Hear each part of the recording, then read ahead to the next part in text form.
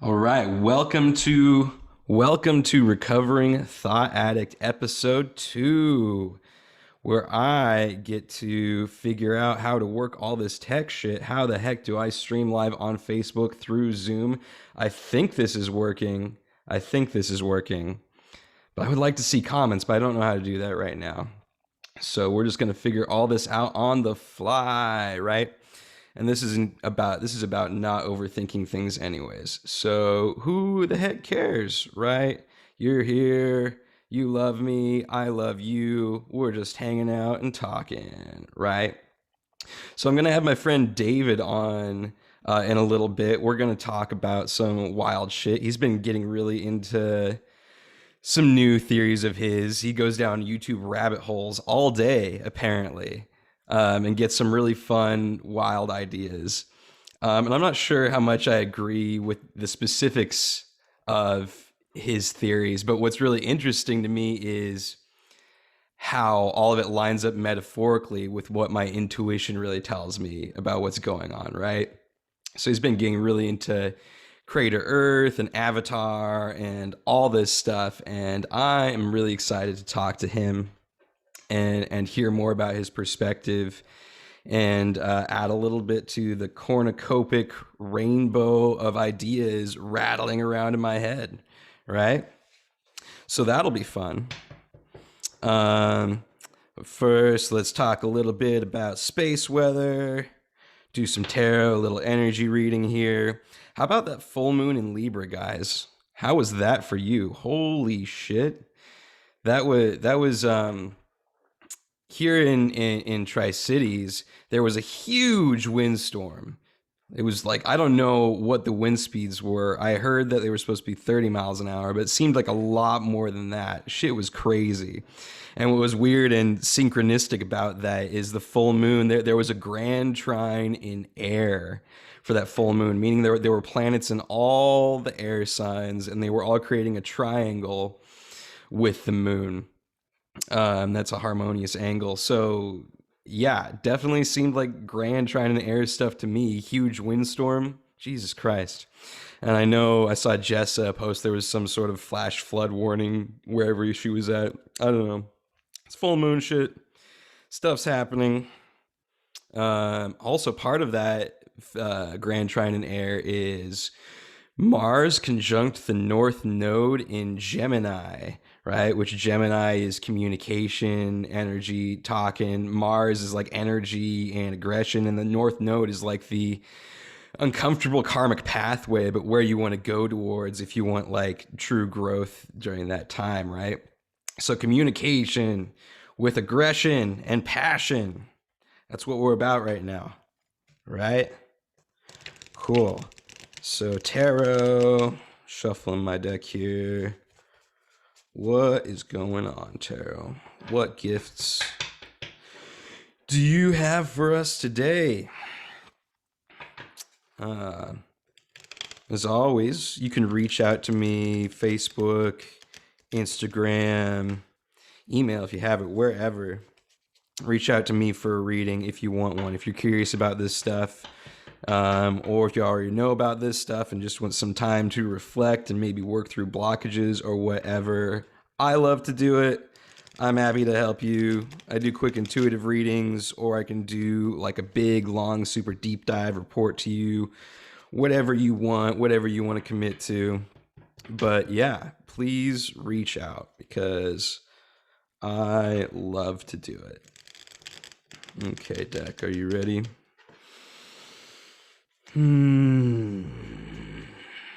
What do you have for us to support this podcast with David today? I'm going to do one more shuffle. Waiting for that little punch in my gut, you know? I think that's right.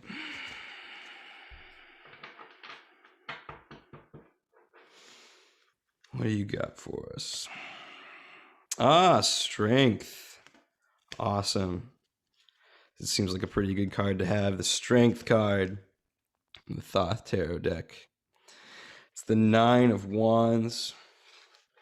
We got or 9 what looks like arrows, actually, almost more than wands, with the arrowhead being the moon and the feathers, the tail feathers of the arrows being moons as well.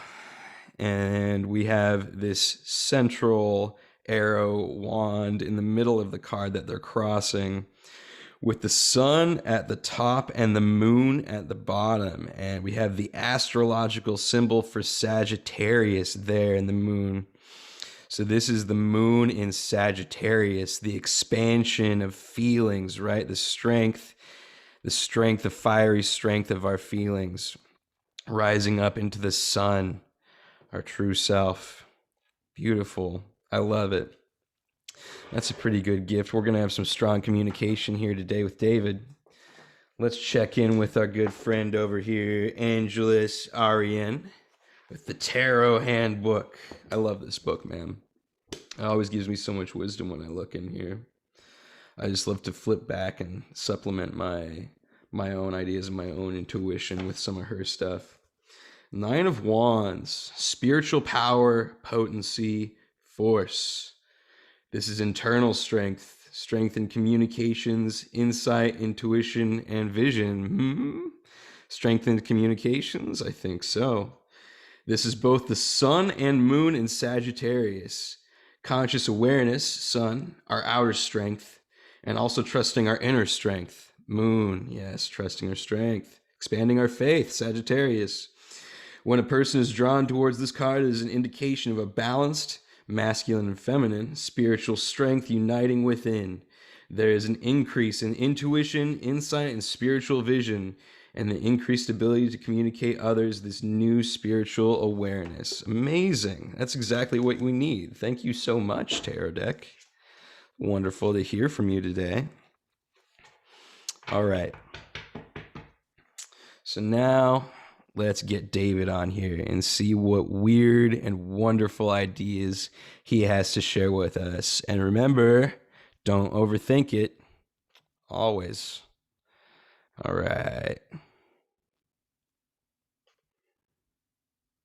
I hope this is the meeting that I'm in. We're going to find out in just a second when I send it to David and we see what happens.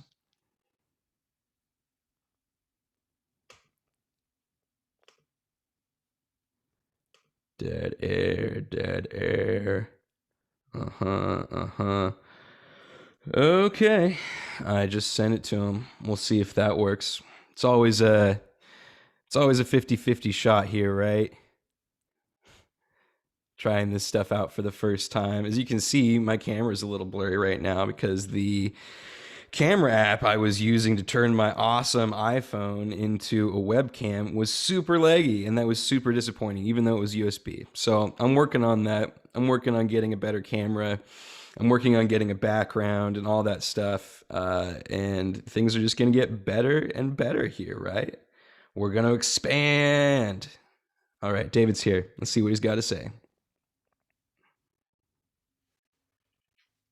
Uh-oh. Yep. Connecting to audio, connecting to video. Yo, man, what's up? Can you hear me?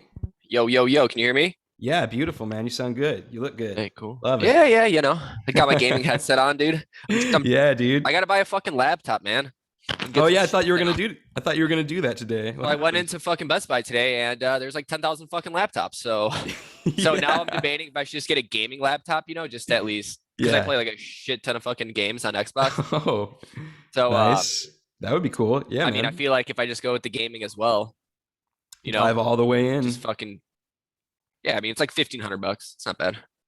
Yeah, that's not bad. And then get some little mic setups and shit. Hell yeah, man. I'd love to see it. I'd love to see you out there entering the streaming game or whatever. Oh, yeah. It seems to be the thing to do not now, the gaming, man. But I mean the podcast world or something. Oh. I'm just trying to awaken the masses. I don't really give a shit about gaming. I just think it's nice to have a 2-for-1, you know? Totally, man. Totally. I have a few friends who stream on Twitch. Oh, do they? Stuff. Yeah, no, I don't give a fuck, dude. Like, what's the point of like 2 people fucking like trying to watch me, you know? Like, I don't know, man. Stupid. What's the point is to share whatever. You got 2 more friends, right? Podcasting's a little different, you know what I mean? I suppose this will be out there at some point for someone to find. Absolutely, man. Absolutely. You know what I mean? Yes. That is the point. Gaming, no one gives a fuck, dude.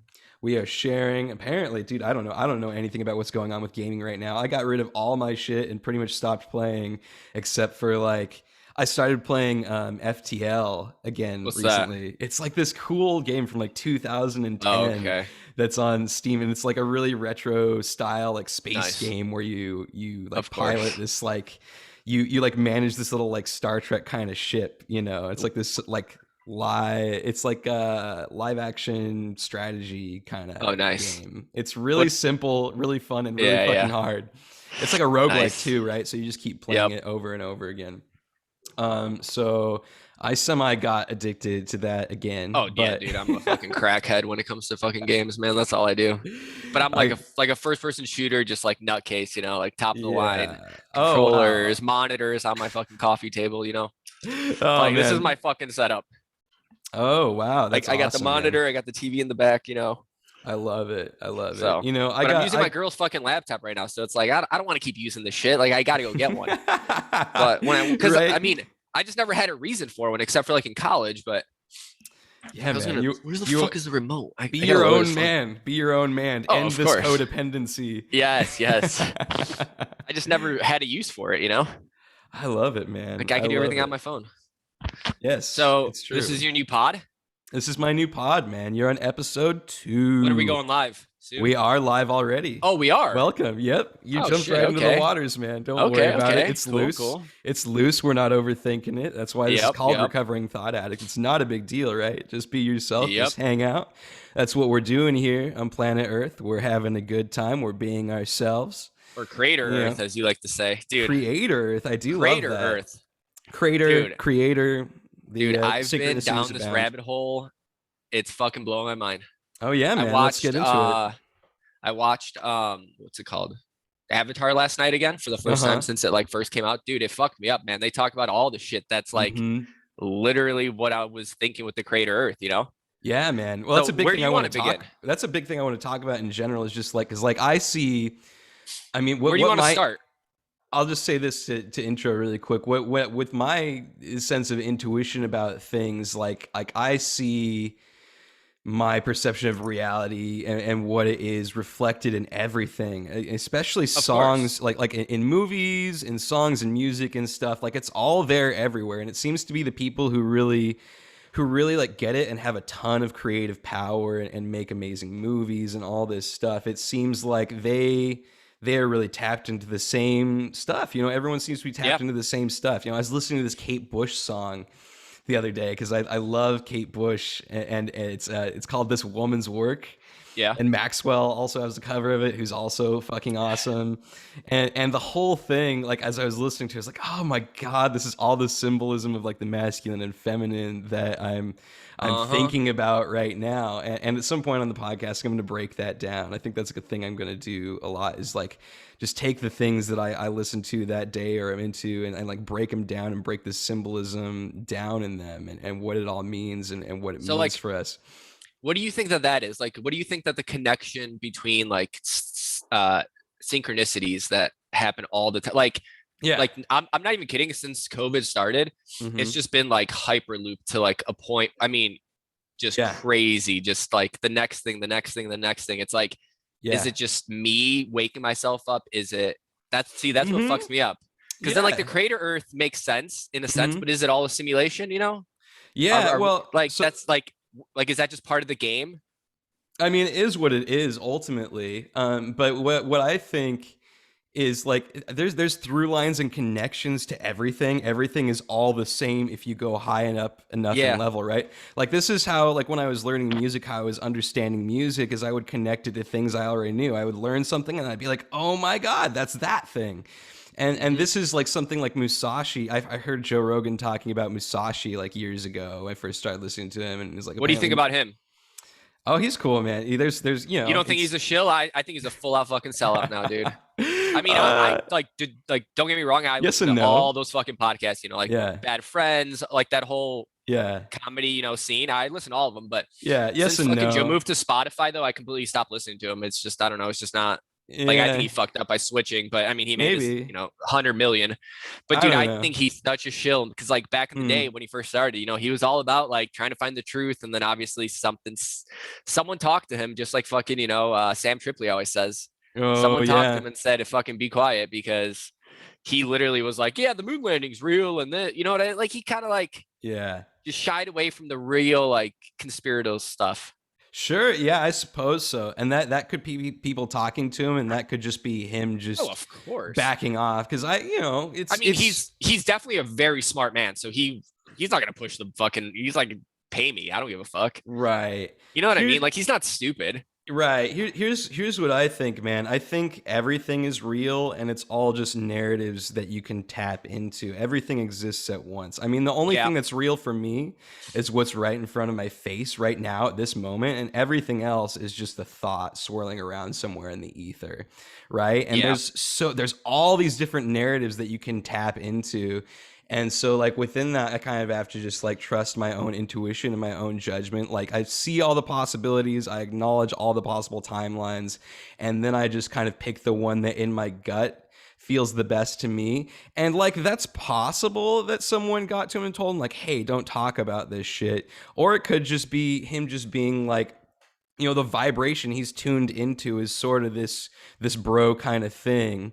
And like Yeah. there's tons of people who really like get into, he's been through the conspiracy rabbit hole, he's done a shit ton of drugs, he's Of seen course. like a lot of the possibilities of what this reality can be. And what I think is happening is he's just leaning back on his like grounded, like, whatever, I don't want to Yep. dig too much into that kind of shit personality, just because I think he's trying to create this comfortable space in some sort of way.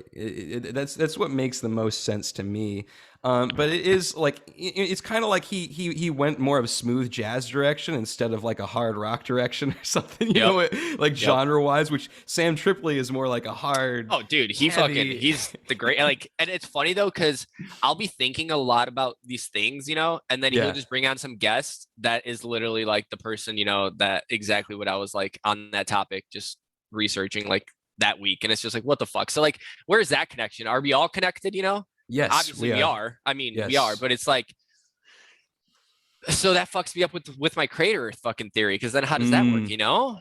Well, that Like, works by okay, that's so that narrative is as valid as anything else, man. That's what I'm saying. Like do you literally get the every crater Earth theory at all? Like, I do you haven't understand really how it works? I haven't really dove into it much at all, but I have Okay, an so let's start idea with of what this. it Okay, means. so what do you think that we live on?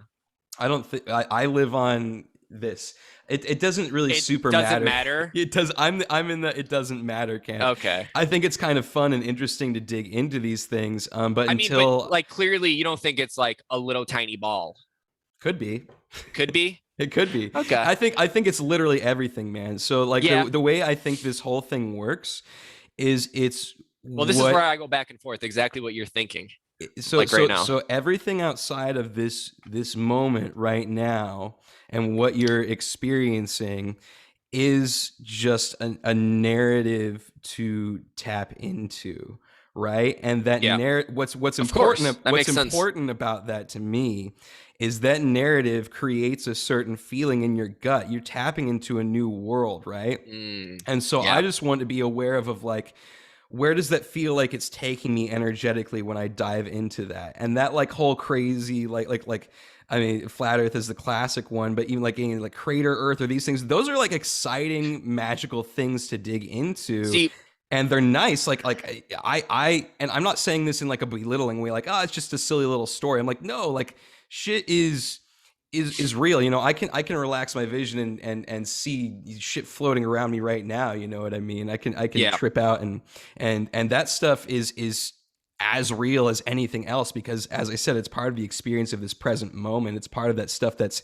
beyond this veil. It's in that world that looks kind of like when you look at the sun and you get a sunspot on your vision. Yep. There's this whole thing going on around us all the time right now that's just in that sort of world, and it's like, oh, that's just visual hallucinations. And it's like, maybe it's just another plane of reality that's non-physical going on all the time. You know what I mean? Yeah, And it's yeah, like, yeah.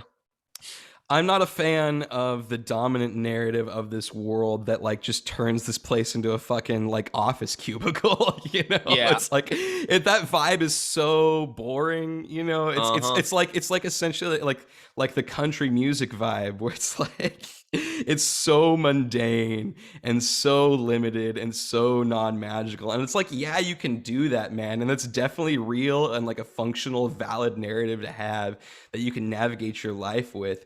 But it's so much more fun and interesting to start thinking, well, what the fuck like really is this and really is going on here? Are we in some sort of weird Truman Show situation? Are like the fairy tales we tell real? Is space even fucking real? Are those just lights out there? Are they balls? You know, it's Well, you want to hear my valid. theory Sure, about the yes, that's what the creator? point of That this is. Let's do okay. this. So we're gonna get into David's theory. Okay, so I just found out about this, so I'm Yeah. still fucking learning. You know, like I've Mm-hmm. rewatched a bunch of his videos now multiple times. He's probably got like 30 videos. This guy. Yeah. Here, I Yeah. should probably say his name. You know, just because I didn't Sure. come up with this shit. Like Yeah. I actually just to give him Spread the props for cred. this shit. It's called God Jev Lamste. So God GEVLAMSTE. That's Cool. his. So this is some random guy. You know, Mm-hmm. I actually searched this name on Twitter, and there's actually like a bunch of people that have talked about this, and they're like, "Holy fuck! Like this makes sense," you know? Well, I heard about the Crater Earth thing. I think maybe a Oh, year ago or a while really? ago. I Yeah, didn't I've dig never heard into it, but about this. I Yeah, heard a yeah. couple people just like mention it offhand and So all pretty the much, crazy this shit is the I way listen that to. I understand it from all the shit that I've watched. Okay, Mm-hmm. so think about the movie Avatar because I just watched it last night. You know, I don't know if you've seen it like recently or like a long time ago, but Yeah, a long time ago, but I have a pretty yeah, yeah. vivid memory of Okay, it. so like these, you know, people or like, Mm-hmm. you know, they lived in Earth and it was beautiful, magical. Like they were all connected with one. You know what I mean? Mm-hmm. Like Right, and you're saying that's what massive. the aliens are, and that's Earth. No, I'm saying, oh yeah, no. So that's us back in our pure form of this Ah, creator. Okay. got you. So Yes. that's why like a lot of really like spiritual people are all connected to earth. They love, and as you know, like spiritual people are like loving. That's Mm-hmm. that, you know, like that's the whole thing. They love animals. They love plants. Like they're really connected Mm, with earth. So I right. really think, and there's a reason why that movie was the top grossing movie out of all the movies to hit the theaters, you know, like Mm-hmm. ever. I Mm-hmm. mean, there's a reason for it because it probably connected with people, you know, but not Right. in a way that they know yet. You know what I mean? But it's like Yeah. deep, deep down, it was like, this is our true nature. Like, so from Mm-hmm. what I've gathered, uh, you know about like the Saturn worship stuff, right? A little With bit, you with know. like how like all the stuff and like, you know, like the media and like these like products, it's all like Saturn worship, Saturn, Saturn, Saturn. Well, yeah, man. I mean, I think that's kind of what, yeah, our American culture is in general. Or like No, no, the but military-industrial yeah, yeah, complex is but like we worship boundaries, right? We worship yeah, yeah. fear in this weird way. But But yeah, so yeah. when I you don't know look the into it, specifics. okay, Mm-hmm. so when you look into it, like all major like products, you know, they all worship Saturn. And it's like, okay, Mm-hmm. why are they worshiping Saturn In what way? What do if you mean by that? What do you mean they worship Saturn? I will get to it in a second. Okay. Okay. Okay. So NASA put out a picture of like the cartoon Saturn, which is like the one Mm-hmm. with the rings, you know. Right. They put out a picture and it shows that there is a what's it, you know, like that shape that's like like on top of it. No. You ever see it? No, I don't. Um You can share your screen if you want. oh, okay, hold on. I think I might need to give you Saturn permission. Saturn NASA view. So it's There we go.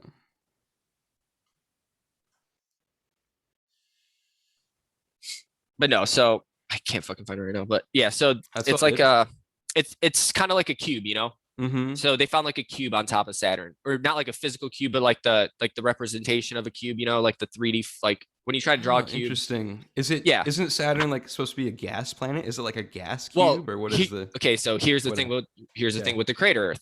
Uh-huh. So NASA's like half lying, half truth. Okay. So Mm-hmm. we think that Mm-hmm. like most people that are like, you know, like woke, I guess you can say, Mm-hmm. they personally believe that, you know, that it's like a flat earth and that NASA lies about all of it. Okay, you know what I mean? They're lying about everything. I mean, but I don't think that's truly woke, but maybe that's halfway there. That's no. half But woke, that's kind of like what, like, on the awakening pathway. Yeah. That, like, the people online and everyone, they're like, yeah, like we, like, so their thing is we live in a dome, and then like Antarctica surrounds us. You know what I mean? And they think it's just this little plot of land, and that's it, and they don't see past it. But so the thing is, so Saturn is, from what I gathered, so like we live in our little crater spot.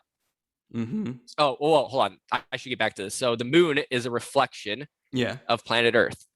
That's interesting. I did see you sent me that. You got that. Okay. So there's a certain spot like that this guy found that it is the exact crater that we live in, And then Saturn. And then what do you think about when you think about Atlantis? Let me go back to that question. Like, what's like your little vision of Atlantis that they have spoofed into your brain?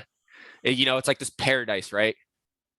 Well, not paradise, but it was like this, like, land, where these people, and it's like no one can find Atlantis, right? I listen to a lot of woo motherfuckers, and they all talk about it as this essentially a civilization in our past that collapsed. It was some sort of high tech, because it was yes, it was high tech, and it was a fucking parasite,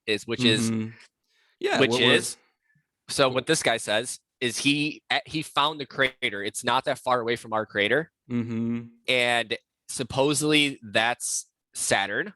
How did he find the crater? By looking at the moon? Is that so? You could go to Google and you could just look up like moon map, and there's literally like high res pictures.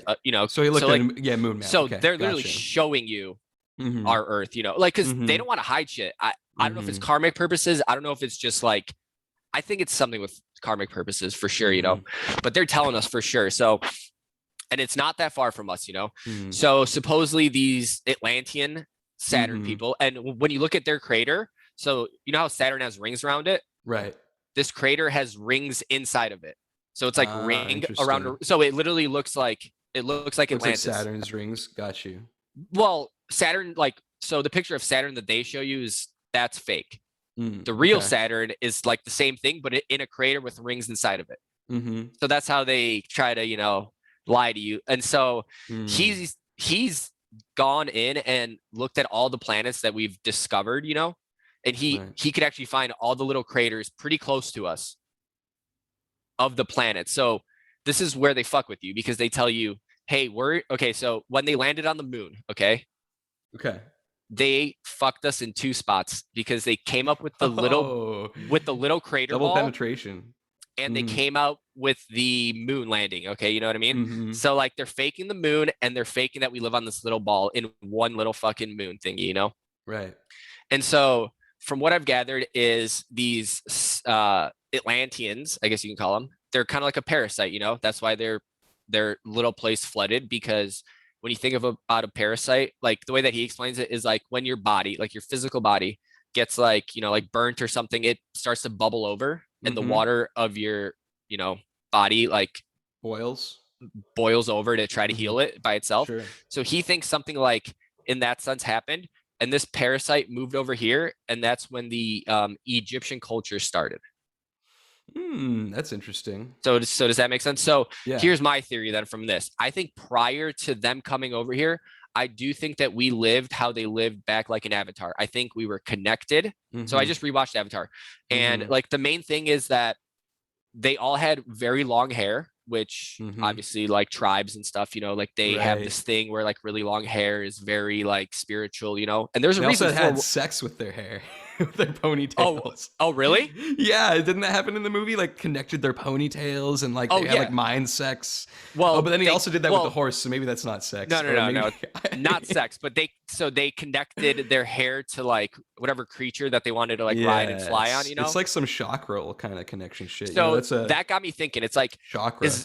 Is there a reason why? Because I mean, I do think all movies tell a lot of truths. You know what I mean? Yeah, absolutely. Like most movies do. I mean, as long as you have like all the eyes to see it, like you can just clearly see it. So And I think the reason for that is, man, is that to create that kind of resonance, you have to have that truth in there. You know, the reason why we don't like the new Star Wars or a lot of, movies is like, there's not that like resonance at the bottom. It's just some weird studio shit that they like, kind of slap together. It's like, we wanted to be this and this and this, and it has no attention to like that underlying, you need that resonance, right? And so let me get back to, fuck.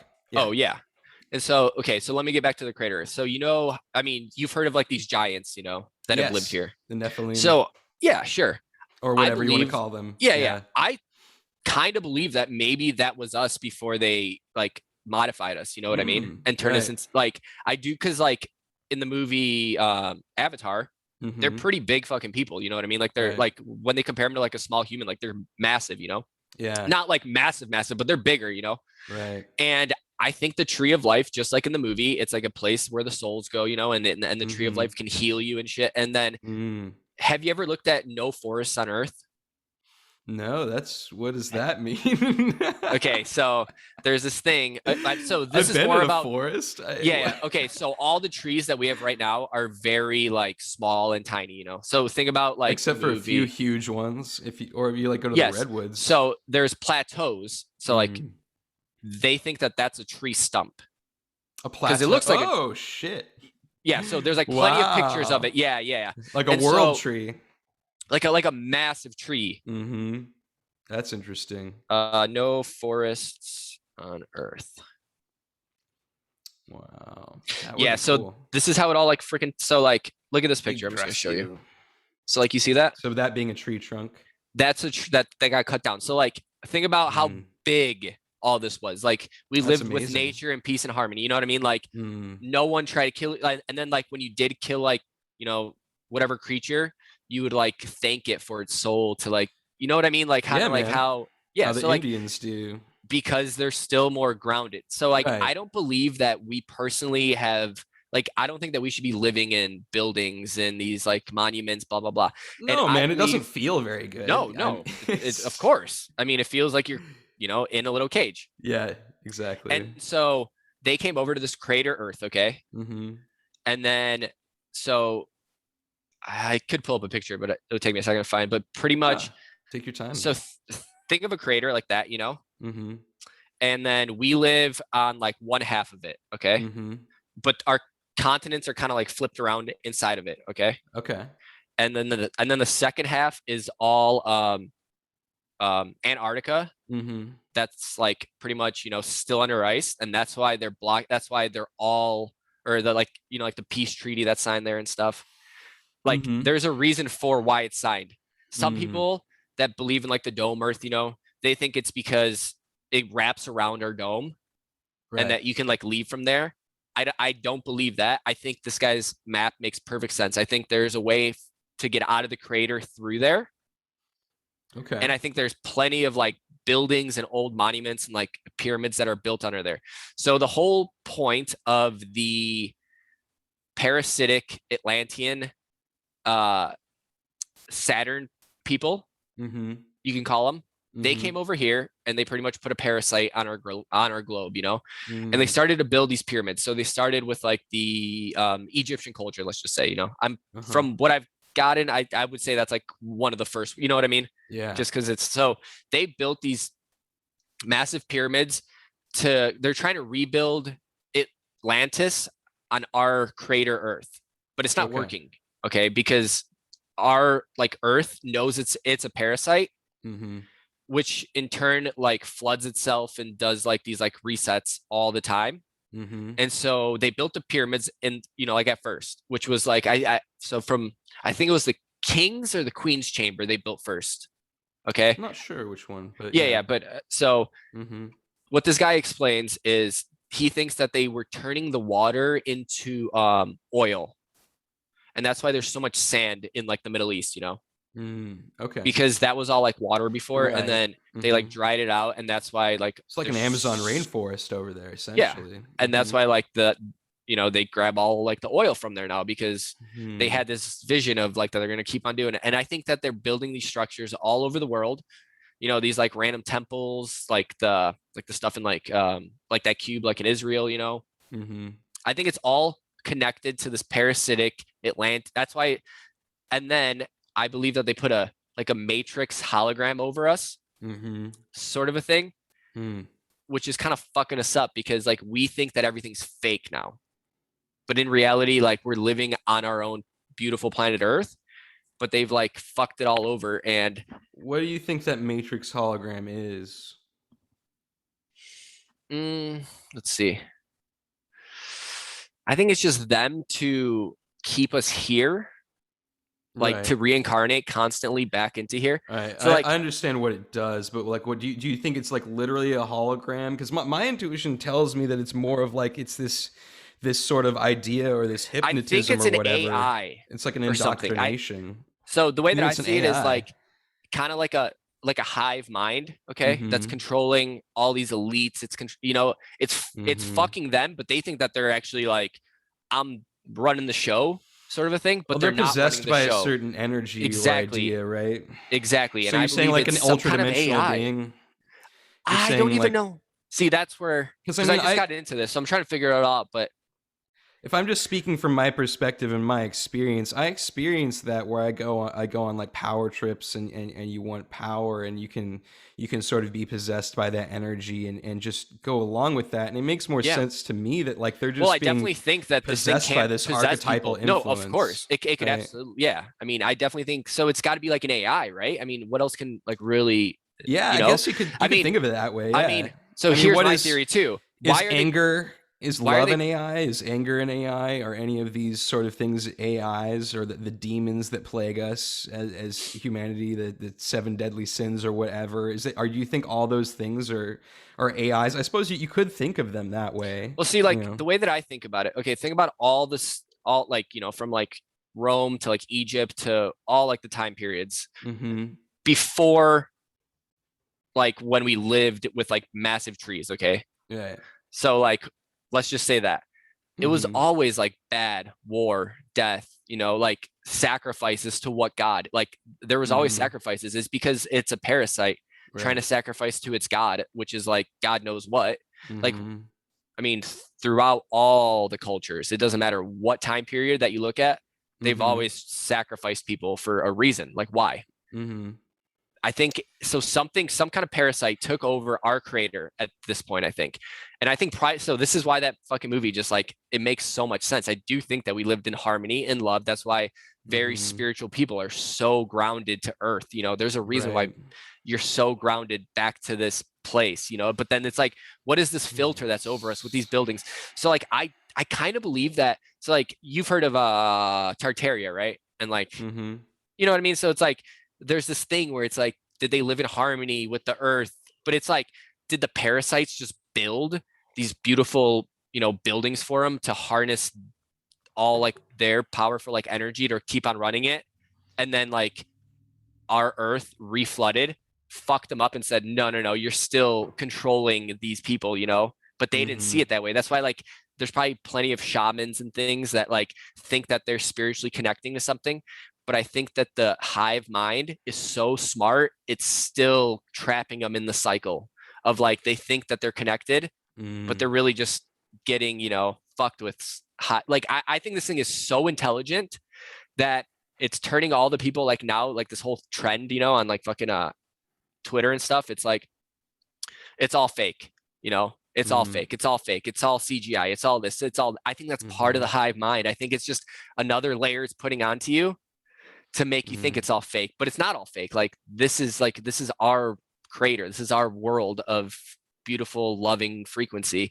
And they're trying to make it seem like it's all fake, And so let's go back to the creator before we move on. Sure. So I think that NASA, I mean, for the longest time when I got into like flat earth, I was like, oh yeah, like we live in a dome, like NASA's lying about everything, blah, blah, blah.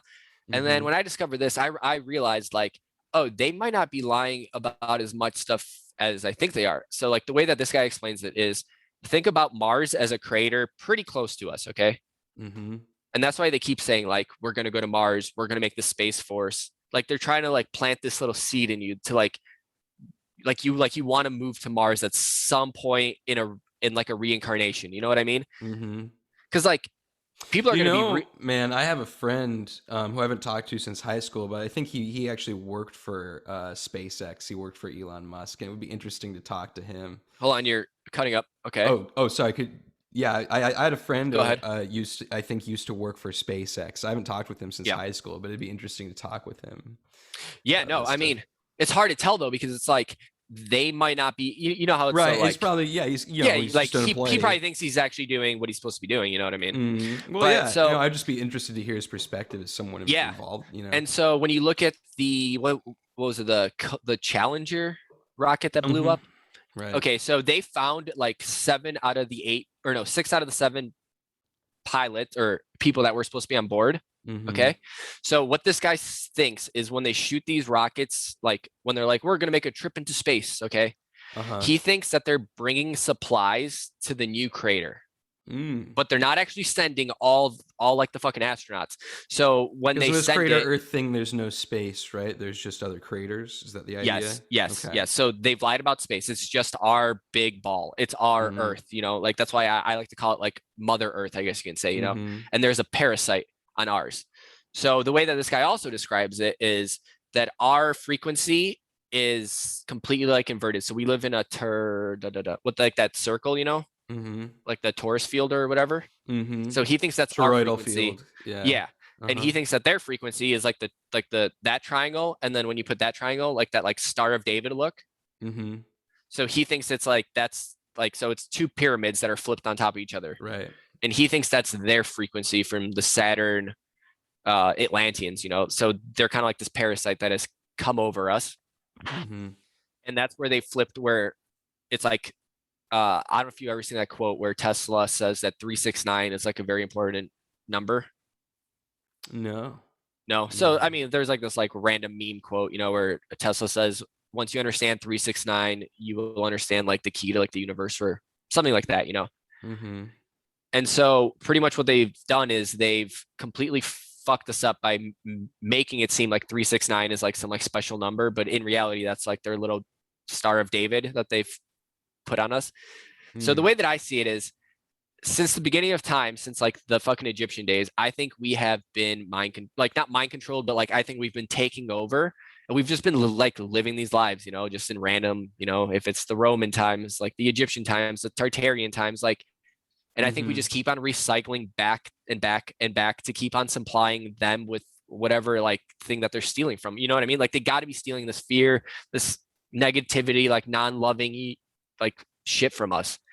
I mean, there's something to it. Yeah, and man. So, and I mean, you don't even have to go, you don't have to, as above, so below. You don't have to go far out to see that thing happening. No. I mean, just, being afraid to try something different or do what's in your heart or, and yeah, because it's leave like a job or anything like that. There's all these structures, and anytime you put up a structure, it's out of fear. Right. And that makes sense. And those they harvest our energy out of these fear-based structures, right? So like I feel like we need to stop calling them the they though, because I feel like it's just like a one hive mind. It's some kind of like AI that's trying to stay alive.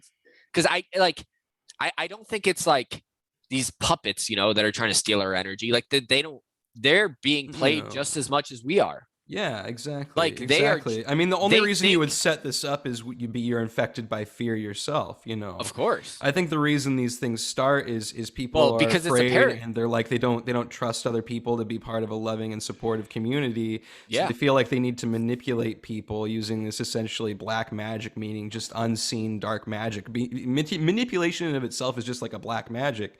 So like they do these things to be sneaky and to get people to do things for them and to kind of put themselves in these positions of power rather than an equal harmonious society, just because at some point they were afraid and they felt like if they didn't do that and they weren't ambitious in that way, they wouldn't be okay, they wouldn't get theirs, is what I would imagine. Because I don't think it's very fun for them to be who they are either. They're just addicted to this like game. I think whatever hive mind is like controlling us, I think they're just stuck here, or maybe they are just like a parasite, that's just found our little crater. Like and you know, and they've been here for the past, I don't know when like fucking Egypt was, what, you know, like they've just been here since the start of, and they tore everything down, you know, and they took over. And Well, then fear they, itself is a parasitic entity in your exactly. mind. You know, it Yeah. drains your energy. It keeps you from doing the things you really want to do. It limits you, and it wants to stay alive. You know, whenever you try to let go of those thoughts or try to work through them, your fear definitely kicks and bucks like a wild animal. You know, it wants to stay Mm-hmm. alive and stay a part of you. I mean, Um, do you believe in souls? yeah, man. Yeah. So Yeah. you think, yeah. What do you I mean? mean, It's so do I. I I believe mean, I do you believe in think that we everything. are, yeah. I mean, do you think that we are all our like individual soul, or how does that work, you think?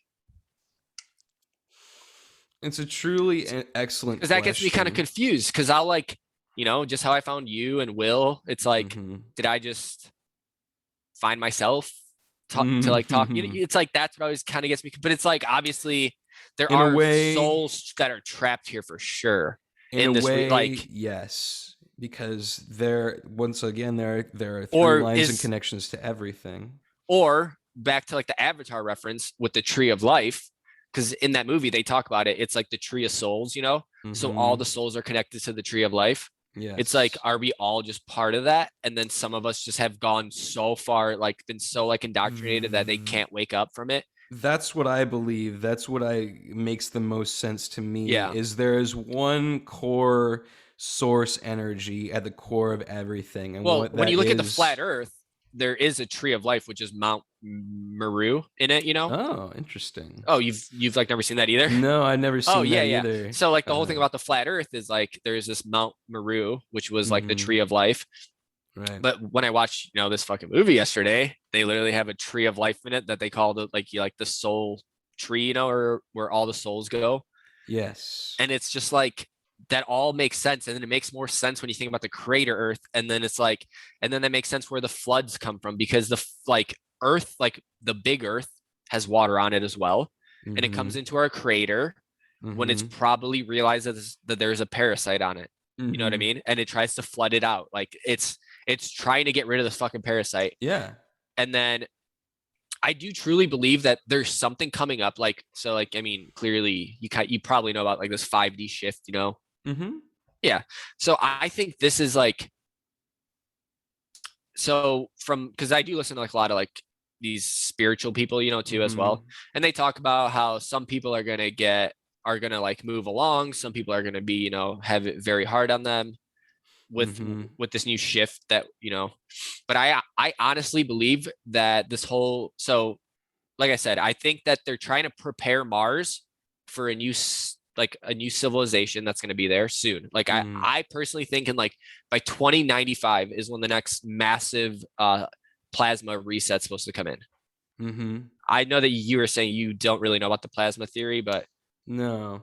You know what's so interesting for me, man, is like all this stuff, like the narrative structure of it lines up intuitively with the way I see things. I just don't ever really dig into the nitty gritty of any of these yeah, things yeah, because yeah. to me it's all just like kind of dressings on like the energetic thing that's actually Of course. happening in my daily life, you know. And Yeah. I just am like, well, what does this mean to me? How do I use this perspective in my daily life? So I don't get too deep into Yeah. all the specifics of the thing. But I am fascinated by how, you know, just like a movie that I watch and be like, whoa, that's what life is like. And you know, even though it's a fantasy film, that's like here, not saying this is a fantasy film, but like this thing that you're weaving in front of me, it's like it's all those things are there as well, you know. And I'm so Yeah. this plasma reset thing, Well, you know, it's so like a great flood kind of thing. It's like it's a reset thing. It's a turn the AI off and on sort of thing.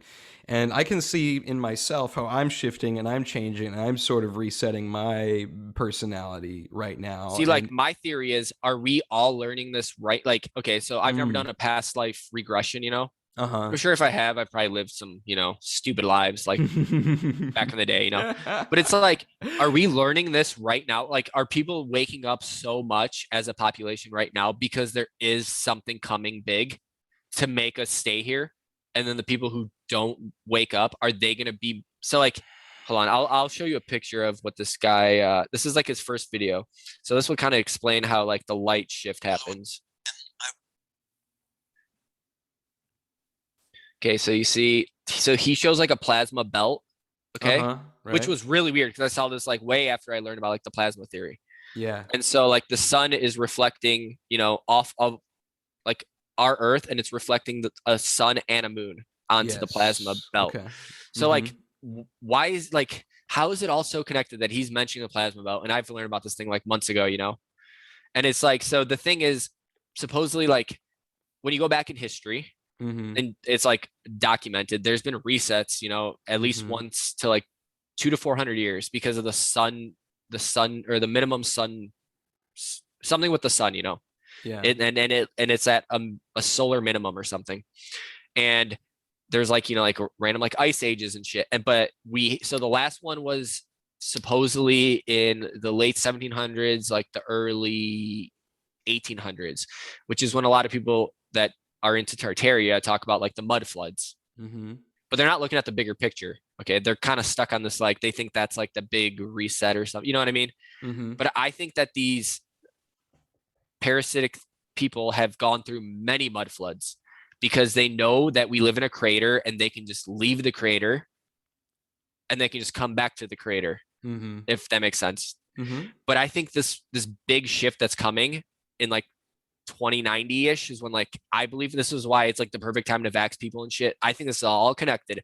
They're trying to do something to like the DNA to like make people not have kids or some shit, because that's so me and my girl, we were just watching this show called Utopia.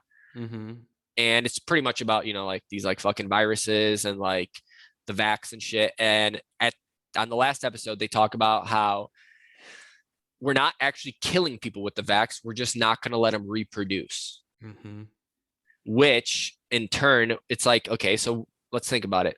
So if this new fucking thing is supposed to happen in it's 2021, like 65-ish years, that's a couple generations where you're just not going to be able to reproduce people, So it's like, what is their goal here? Is it to like entrap people? Is it to change their because I do believe that their next world, I think they have to move on from our crater for some reason. Like they're just done. Like they cannot be here, like any longer.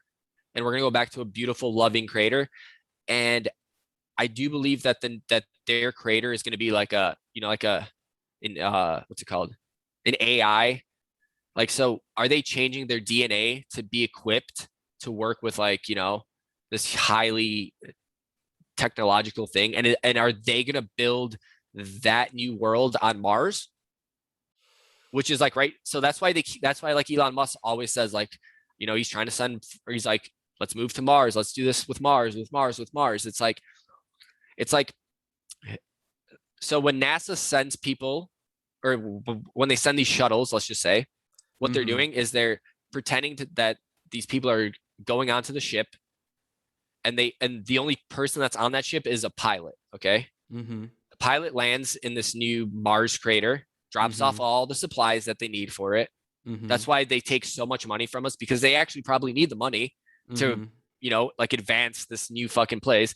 And they're trying to set it up right now. So like in 60 years, think about how much shit that they're going to be able to, well, like prior to this, like the whole time that they've been doing this, all these countries that are in one, because it's all a hive mind. Like they think that they're just going to be able to create this new civilization, but they're really working for like one little fucked up, like something is running them. Like something is control. That's why they're so evil. You know what I mean? Sure. Like there's a reason why they're so fucking evil.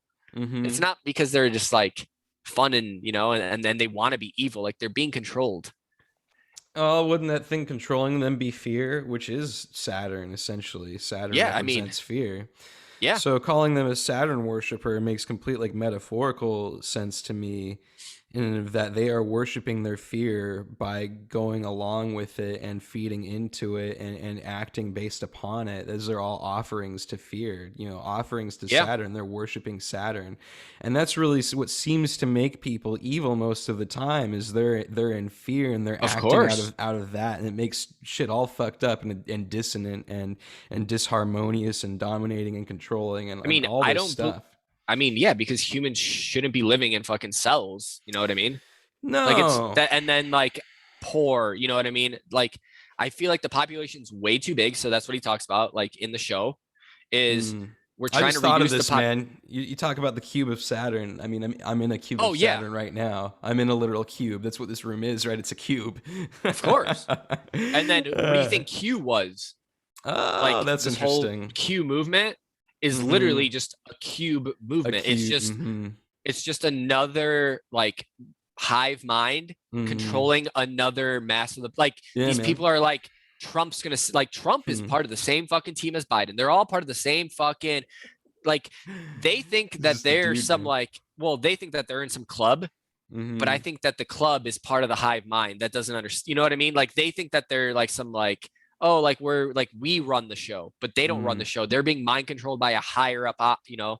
So like I think it's like one little. That's why I think it's like some kind of like you know something is controlling all these little groups like the Jesuits, you know, like the like a you know like the fucking Illuminati, all these like random groups that we think they're like okay, it's like it's this group, it's that group, but then there's this group and that group, and it's like it's all part of the same hive mind, like just one little fucking thingy, which has to be like some kind of intelligence that's running the show because it's way too smart. I mean, and that's why I think this whole I think there's like a matrix put over us, which is starting to come completely like so this whole like woke movement of it's all fake, you know, and Mm-hmm. it's like these like clips of Biden and then there's like a microphone and it's like going through his hand.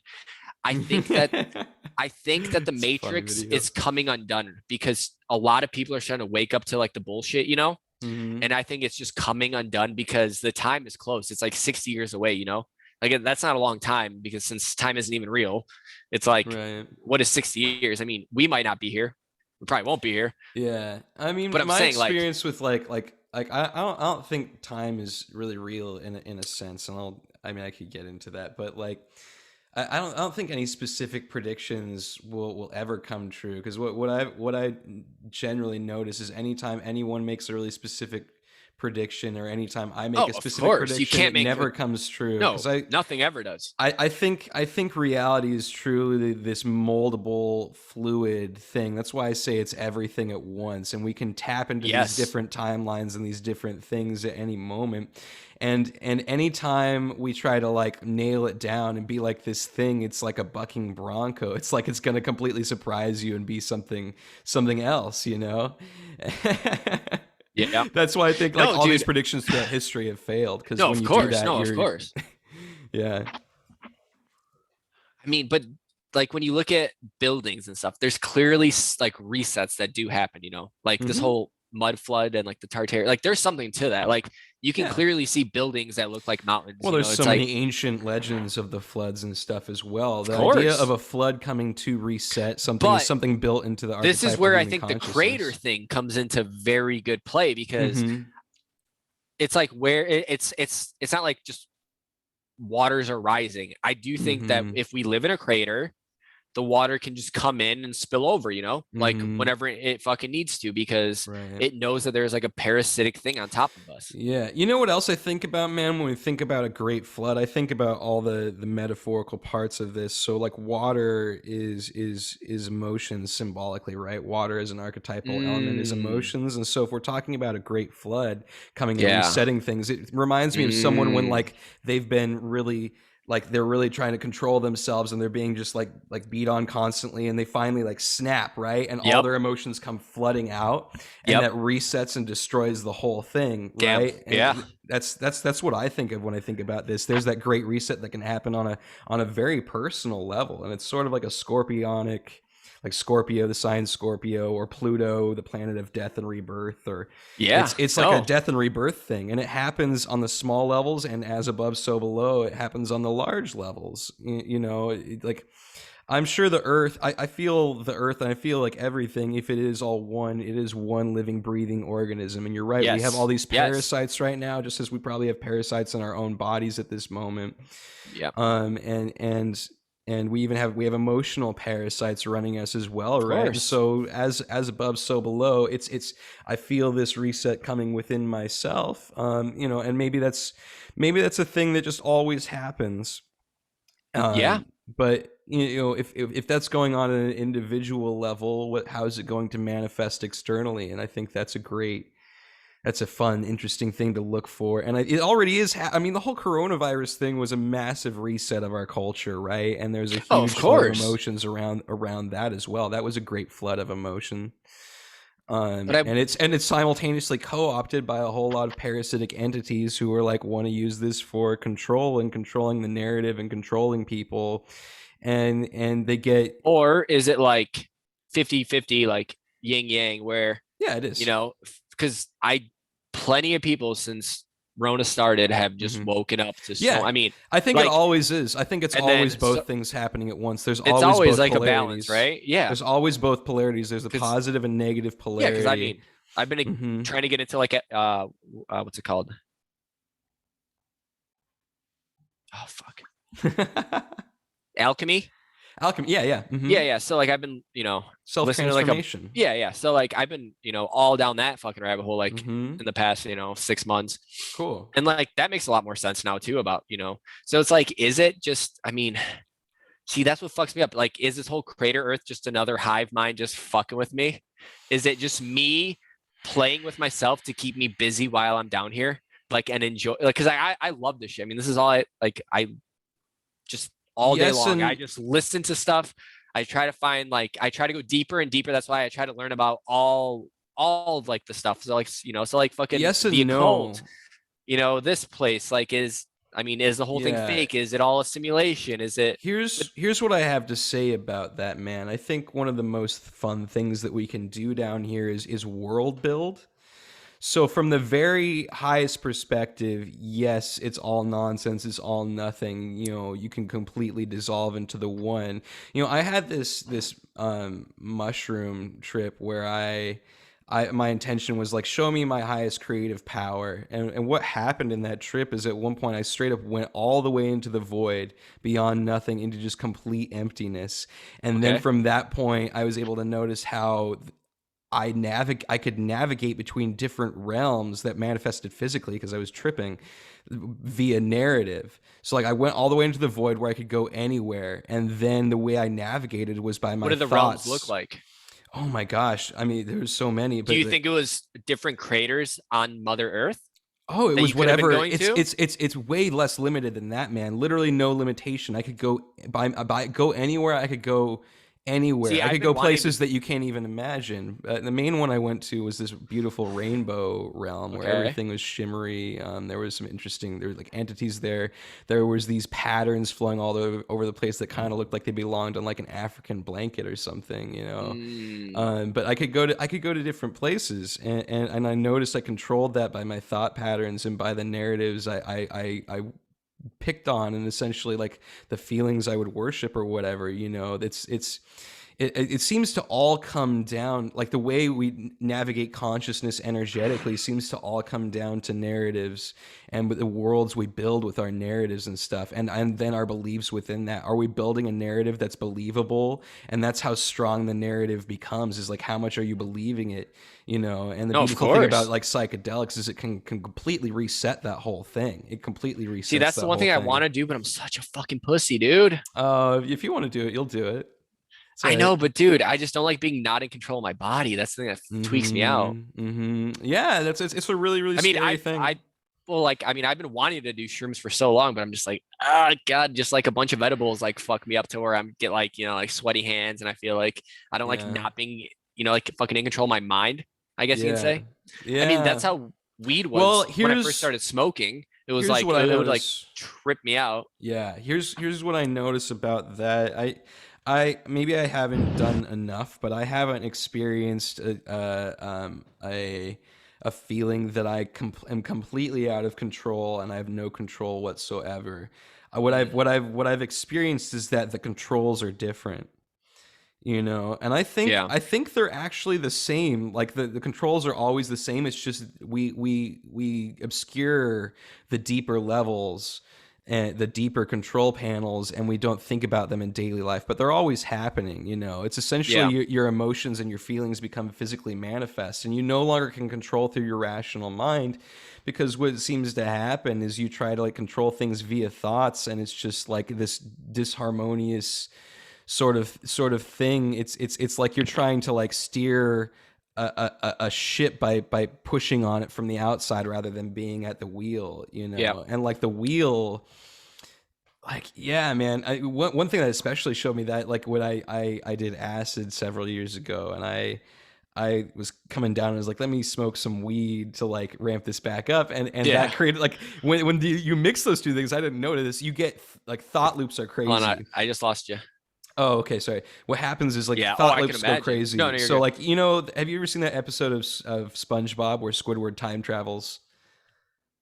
Maybe, but okay. He goes into this like blank box, and then he like says something, and it's like, I'm all alone, and then that alone comes out and starts echoing. Everyone's like, alone, alone, alone, and that's kind of what it's like. Like, I would think something, and then it would create this spiral that I couldn't stop. It would just the same thing over again. I'd be like, oh wow, this is interesting. Then it would go, oh wow, this is interesting. Oh wow, this is interesting. Oh wow, this is interesting. Oh wow, this is interesting. You know what I mean? It like loop that, and it was kind of terrifying because I was like, fuck, I don't know how to control my mind anymore. And I had to learn how to get underneath that, and then I found control again, but I couldn't do it by thinking.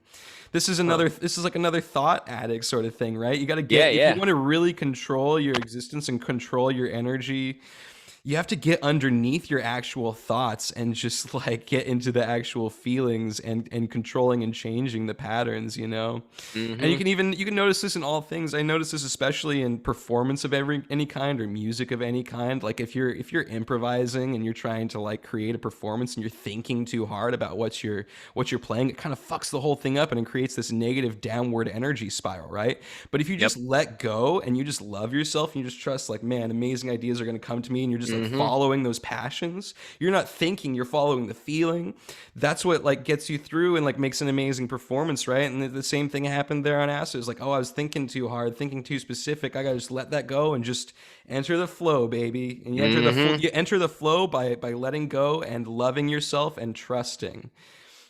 So like that's another thing. I don't know if you've ever seen the Sam Tripoli, I don't know if you watch him on Tinfoil Hat. Yeah, absolutely.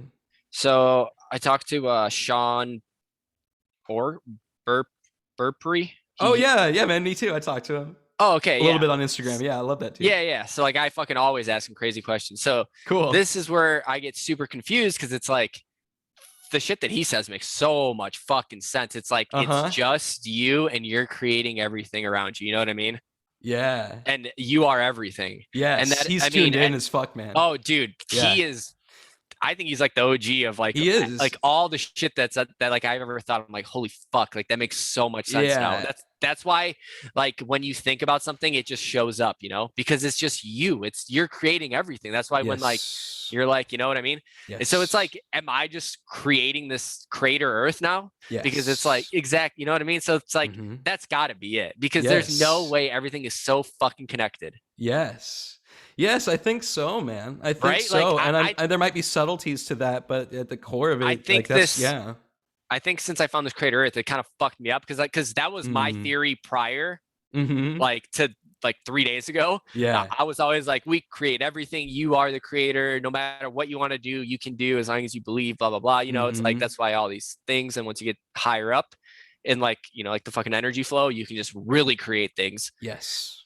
And then I heard this crater Earth, and it brought me back down to like this. Oh no! You know what I mean? But it lowered your vibration. But no, I wouldn't even say lowered it. It might just be me playing a game to like, because I created it, and I love this shit. So it's just like you're just like so passionate about something that's not even real. I think that's what it is, man. This is like the whole ebb and flow of everything. I noticed. Yeah, like, dude, I think it's everything. I mean, you create everything. Yeah, I mean, I was literally.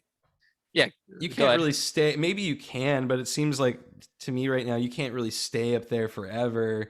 There's always this ebb and flow to everything. So you go all the way up into that unity consciousness kind of state, and then you have these like little things that pull you back down like a wave. But it's also fun. There's fun shit down there, and there's every time you go into one of these narratives, you learn so much more nuance to your whole thing, and you kind of add to yourself and you create more of yourself. You become more by playing this game with yourself, man. By doing this creator thing, you're fine. That makes you're a lot creating of this sense. whole new beautiful part of yourself that you can tap into. And then what happens when you go through this trip, there's always an integration period, right? So you're like, you take everything you've learned from this Creator Earth experience, and then you integrate it back into the higher levels. You filter it through you're right, dude. stuff. That's exactly what's going on, dude. Because I mean, that's how. I mean, I've started this since I was like in 8th grade, you know, with like fucking loose change about 9/11, you know. Right. So I mean, it's always been like that. That's dude. This is exactly what this is. And then I'm gonna come back to that, and you're gonna have so much more knowledge, and then you're gonna be like, oh, you really are the creator. Yeah. And it's like, you know what I mean? It's just like, it's just going to be the same cycle. But the narrative gets so beautiful deeper. And rich. It gets rich. It gets deeper. See, it's really funny now that you actually mentioned that, because I kept telling him about Tartaria, you know, and he's like, well, that might be your little ticket to figure, because he knows I'm close. But I keep saying we, and he's like, dude, there is no we. It's just I. It's just you. And I keep saying we to him, and he's like, dude, you're almost there, man. And then I keep talking about fucking Tartaria, and he's like, well, maybe Tartaria is gonna be the ticket that gets you there, you know? Yes. And then like Tartaria was like this massive thing that I was down this like for months now. And I'm just like, dude, this is so interesting. I love it. And then this Creator hit, you know? And now it's like, what if this is just to bring me right back? And now when I come back to that spot, I'm just gonna be like, oh yeah, dude, this is just myself playing a game on my, you know, exactly. But it's gonna be that much stronger. So that's the maze, dude. He saw some shit, man. Sean. Yeah, Sean, dude. Yeah, I fucking love, dude. He's like, a lot of mushrooms. Whenever I am fucked up, I will always just send him a fucking thing, and he's just always like, just responds with the most craziest shit to fuck me up when I'm fucked up, and I'm like, holy fuck, dude, thank you. I love him, man. Great, he's such a sweetheart. Great. He's such a sweetheart. Oh, dude, he puts his time in. Absolutely. He can also come across so negative in his stories all the time, because he's just always like, yeah, you fucking stupid people, of course. Know? But at the same time, he's also downloading real shit, you know. Dude, so I think it's just his style. My energy on people, but I think he's just trying to. That's just his he's style, just so upset, you know. Yeah. And it's totally fine to do that. It's totally. I think a big thing about this is being polarizing. Well, it just gets annoying when you've been so enlightened, because he's probably done those shrooms such a long time ago that he's seen through like the whole like illusion for so long that he's just finally like so fucking over it. Yeah. I mean, you know, and that's a route you can go. I think the best route seems to be the sort of Jesus Christ or Buddha or like the living example kind of thing seems to be the best, because that's the least aggressive. But there's also seems to be this thing with polarization, you know what I mean? A lot of the people who attract the most energy to them seem to be polarizing, right? And within that, they get a lot of positive attention and a lot of negative attention. The more polarizing you are, the more like sort of energy you're creating for yourself, and it hits you from all directions. It's like a magnet, you know? So like you say some crazy fucking shit, but you say it with passion and conviction, there's going to be a ton of people who are like, fuck yeah, and there's going to be a ton of people like, you're evil, you're the worst, you know? And you get both of these things. And so I think he might just be playing with that, where he's just being really convicted in his thing, and just being polarizing and being, you know, being kind of a dick sometimes within that, and that's just part of being polarizing, you know? So it's just him doing his thing. The way that I see it though too is like, if you are it, and you are, you know, a reflection of all of it. He's playing with it. He's playing with his mirror. But I'm saying, like, I just feel like just put it out there, and once that person's ready for, you know, like you're ready to find it, you'll just find it. Like, there's no, you know, I mean, it's like there's so many levels. I mean, I can't even talk to like a person, like a normal person anymore about like, you know, like any of this shit. It's like, well, you're gonna have no idea because you still think that, like 9/11 is fucking normal. I mean, I would probably need like 20 hours with the person just to talk over everything if they were just a random, you know, sheep. Like, it's like, what the fuck? Like, I don't even know where to start with you. Yeah, that's kind of one of my gifts. But like, you're gonna find whatever you're looking for next. Like, if it, you know, it's not gonna be me. It's gonna be some guy who's like not, you know, it's like gonna be like Anne. Is that why we reincarnate all the time, or is it just to learn? You know what I mean? It's like, I don't know. Yeah, man. I don't know. That's interesting. I feel like that's But that's like, one of my gifts, is to like be able to tune in to all these different perspectives and communicate with people, and like walk through their little area of the maze with them. Seems to be something that yeah. I can do with some people. It does get really frustrating when they're super low vibrations Oh, of sometimes, course. but it's also like the most satisfying thing for me is to like sit with someone and enjoy their little part of the maze, and then kind of like walk with them through it, you know what I mean? And then like Yeah. find like whatever like little knowledge bomb I could drop in there. And sometimes I can't, you know, especially then being too egoic about it and being too like, oh man, I'm gonna blow this person's mind. Then it's Oh, usually yeah, like, yeah. Of you course. know, it just, it has to spring from a place of love where you're just like loving this person, and then the right things seem to come through. This is why I love talking to people so much, is because like when I'm talking with them and I get into some sort of flow state, I say things that I don't even know where the fuck they came from. I'm Of like, whoa, course. that's okay. That was interesting. I Cool. mean, You I think know? that's why I fucking drink so much and smoke so much, because Oh it's yeah, just, this is all I absolutely. fucking think about, you You're know? trying to kill your rational mind when you're doing that, Yes, and like yes. so you But just yeah. I mean, I never get like drunk, but Mm-hmm. I'll just get like, I mean, you know, I drink a lot of wine, let's put it that way, but so I fall asleep easily and I wake up easily. So Good, I good. sleep through the night. There's no nightmares. Oh, that's good. That's the only bad part though. I don't really dream too much, you know? Oh, my dreams are crazy lately, Yeah, I man. can imagine, dude. But Mm-hmm. I mean, when you're drinking and smoking, you know, like every day, Sure, that'll it's take not a it good. down. That'll take it Yeah. down. Hold on. Yeah. So let me continue this, because I had this crazy thought Yeah. before when we were talking about it. So, okay, so what if we know that we're the one create? You know what I mean? Mm-hmm. Like, because we've gotten to that level. What if Yes. we've been at this level? Okay. Yes. What if there's people stuck in this matrix, Mm-hmm. and we know that no matter what, we will get out of this matrix? Because Mm-hmm. this is what I want to talk about a little bit ago. I Yes. think that when you die, Mm-hmm. from what I've been reading, you know, because I read all these like Journey of Soul, like I read and or not read, listened to. I don't read shit. I just listen to stuff.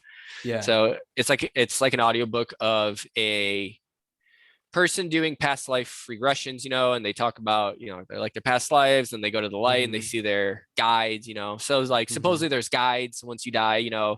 Yeah. There is family members that you'll see at times, you know. Mm-hmm. I think that's all part of this matrix trap, you know.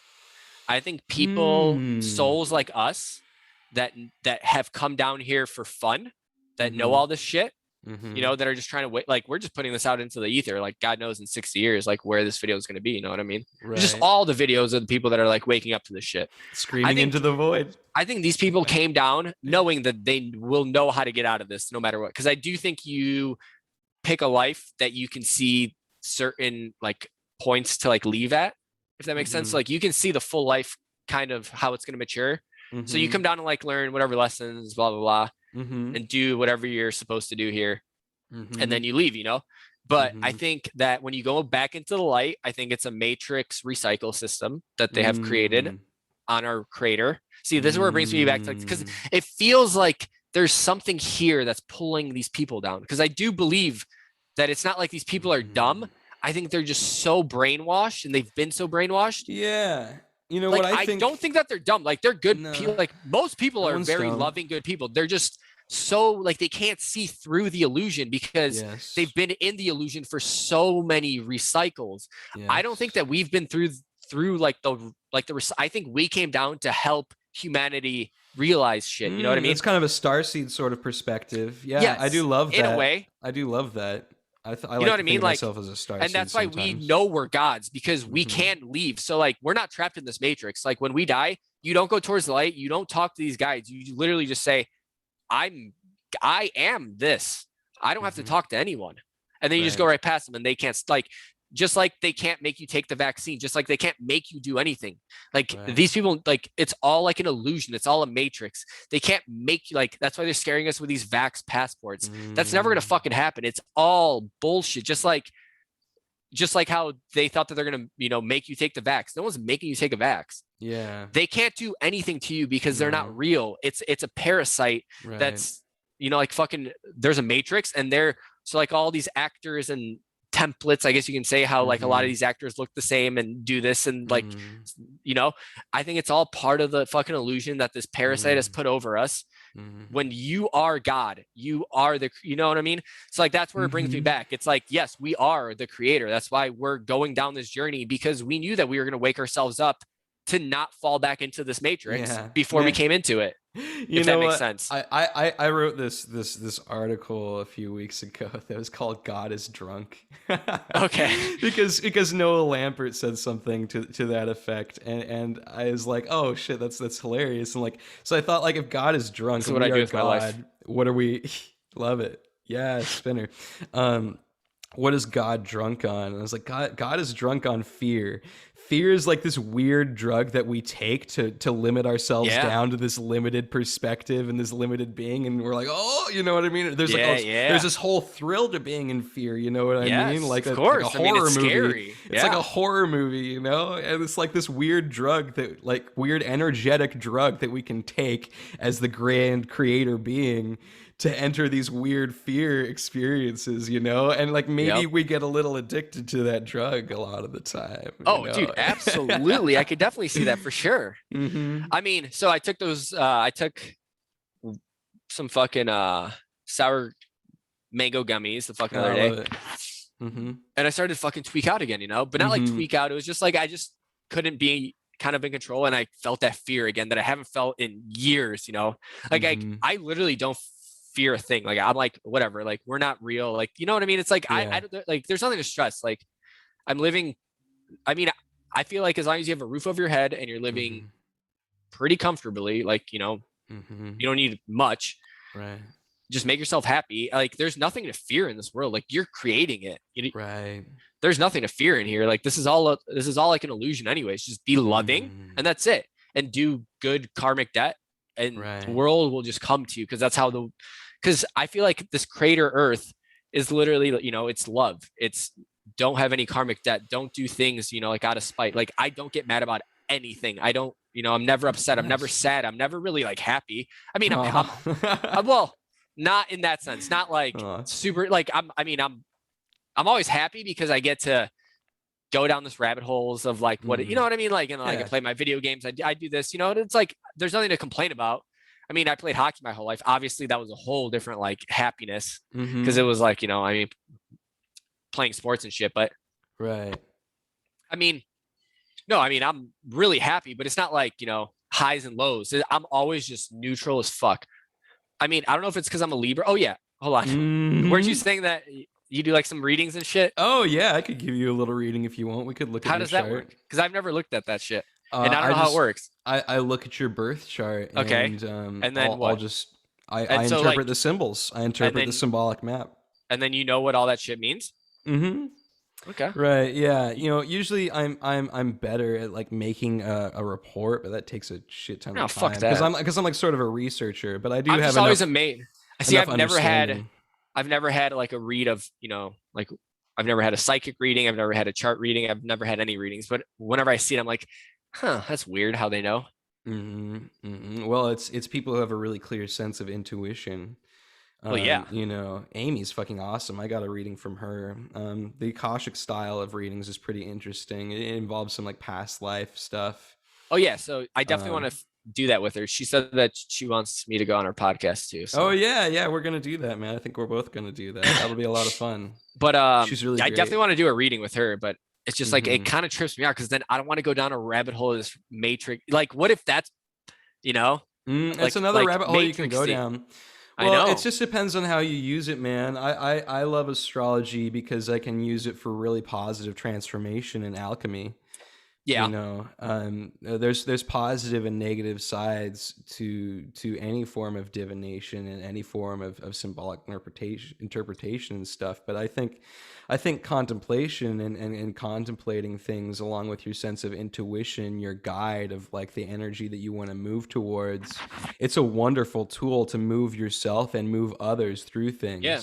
I really do love astrology for that, because it's so rich. It's a perfect, beautiful, harmonic map. And there's so much richness to it, and it works really well with my sense of intuition, because it's a circle, and there's like this sort of musical 3/4 pattern to it. You know, it lines up a lot with that.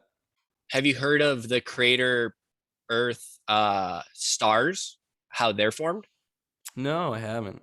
So pretty much what this guy says is like, so we have like a black sun or whatnot, and then when like nighttime falls, the stars are a reflection of our creator, or of our like Mother Earth, I should say, not our Okay. creator. Yeah. And so the Polaris star, which is where we are from, is Yeah. stationary in one place, and the rest of the fucking stars move around. So when you hear about like, oh, and these people came from like this star system, they really just came from that creator system. Does that make sense? It does. They're not coming from like these stars. They're at, you know, like, so that's why I don't know. It's weird, man. It's like, are there like, is it really that simple? Is it really just like a Star Wars thing where it's like there's just multiple random beings living around on these craters on our Mother Earth? It can be, if that's you know the what I world mean? you want to live in. No, and then so like when we go back to source, okay? Because right now people are thinking that they're going back to source, but they're getting recycled back into a fake source. Does that make sense? So like in Journey of Souls, it's like when you die, you go up into these guides, you know, and you just get to hang out in this beautiful, luscious paradise, you know, and then you get bored and you want to come down because you want to learn some new lessons. Yeah. Does that make sense? That makes sense. So that's like this whole theory of like, you know, that's like the whole spiritual, when we die, our souls just hang out. And then we have like cluster groups where it's like certain people that we reincarnate with, you know, like all the time. It could be your brother, it could be your sister, it could be this or that, you know. What if that's all part of like this hive matrix? It's like that final step. What if these people are going back into that because they get trapped? It's like, oh, here's my spirit guide, and the spirit guide wants to talk to me, so you go back to him, you know, and then he's just gonna loose you up in there. And obviously, if they can create, you know, I mean, I'm pretty sure throughout, I mean, the world is beautiful for that we know it. Yeah. But it's because you make it beautiful, you know, like you can make anything beautiful as long as you believe that it's beautiful. Yeah. Because we are the gods. So like when people are, you know, pissed about this and that, it's like they would have been pissed if they lived in Hawaii. You know, it's like it doesn't matter where you live, where you're always gonna be pissed because it's just a state of mind. Yes. Like you could be in a fucking jail cell and think it's fucking paradise. Absolutely. Like it doesn't matter. So what if they're just reincarnate, or like they're trapping you up there in this supposed beautiful place, and then you're like, okay, I'm bored and I'm gonna come back down, and then you just recycle back down here and you give them your energy again. You know what I mean? Because it's like I'm just trying to learn my lessons, so I'm gonna pick a fearful life. You know what I mean? So like people are trying to learn their lessons through like these hardships, you know. But what if it's just this AI trying to suck your energy back out of you? Because there's nothing to learn once you're everything. You know what I mean? Like why would you want to relearn it? Like why would you pick this life? Why like? I mean, there's no reason to pick these lives. And like when you look into like a past life regression, it's usually pretty close. You know, like you were born 50 years ago, and then you were born. You know what I mean? Or like you were born on the. You know, it's like it just goes back and back. Well, you're probably attached to a certain energy. It's an attachment. See, this is where it brings me back to like, is there just a parasite on our little crater that we can't leave right now? Or like, and then we did come down for this exact reason, because we knew that we were always going to wake up. Like we were never going to be stuck in here no matter what happened in our lives. We were always going to get to this point where you talk to me and I talk to you and I tell you, don't go towards the light when you die. Yeah, I don't know. Like, I probably won't listen to you. Well, there you go. I'm gonna listen to is I'm gonna listen to the vibration and the frequency, and if the light's got a good frequency, I'm gonna go to it. You just have to listen to yourself. That's the thing. It's just you. But now that I might have planted the seed in you, you know, it might be that, you know, it's like you might not listen to me, but you'll know for sure because like you're not stupid. Like we're not stupid. Like you, like, or because we're the same being. It's I just follow my heart as best I can. Because that's what feels the best, you know. I navigate by feeling. You know who else follows their heart? All the people that took the fucking vaccine and shit, and that are, like wear masks. Like that's like true. They follow their heart, but I'm saying their heart. That's another valid narrative and pathway to go down to do that stuff. You know, all paths are valid, all perspectives are valid, and it's not for me. you know, Yeah. because for me, it's just like anything that's too physical is kind of stupid. Maybe I'm retarded in that No, way, no. I but mean, like my experience with my own health and stuff I has mean, been you've like done it's like all. shrooms and shit too, and like, I've done like real shrooms and drugs stuff, and but I've also been through some serious health crises, like a yeah. Oh pretty yeah. serious autoimmune disorder Yeah. as Yeah. well, Yeah. and a lot of stuff with the medical system. And where I had to come through all of that is I got to like the everything is placebo sort Ah, of no, I think place it is before I too. ever took any psychedelics, and then that sort of confirmed it, and a lot of these other people confirmed it. And then there's people in the world you can see like Wim Hof or any sort of daredevils, and there's stories of great of yogis and stuff where it's like there's Yes. so much physically possible. Oh, you could. It Yes. really the only thing that limits you is your belief, and you can mess with That's that all it and is. test that, and Yeah. No, I mean, I yeah, 100. That's why I think this whole COVID thing is like, if you believe in it, it's yeah. real. If you don't believe in it, it's not fucking real, dude. Like Yeah. just like all of life is not real if you don't believe in it. Yeah, but you still have to play with the matrix is the other element of this Yes. too, Yeah, like that's true. that the matrix is like the web of all of our beliefs, what weaving this web together, right? And so you still A, have to sort of a parasitic matrix, though. That's the thing. That's why you believe in negative yeah. thoughts all the time. Yeah, it could be. It I could think be. so. I mean, I have like Yeah. fucking OCD that I've had for like my whole life. I still have it all the time. Like I have to like wash my hands. I think something, like Mhm. it's just like it fucks me up. But it's like I know this isn't fucking real. But it's like, how do I get rid of it? Drives me nuts. Yeah, And well, that's just like a parasitic fucking matrix that's just been enclosed on my fucking mind. it's And just it's an attachment, and you just have to yes, practice breaking up attachments.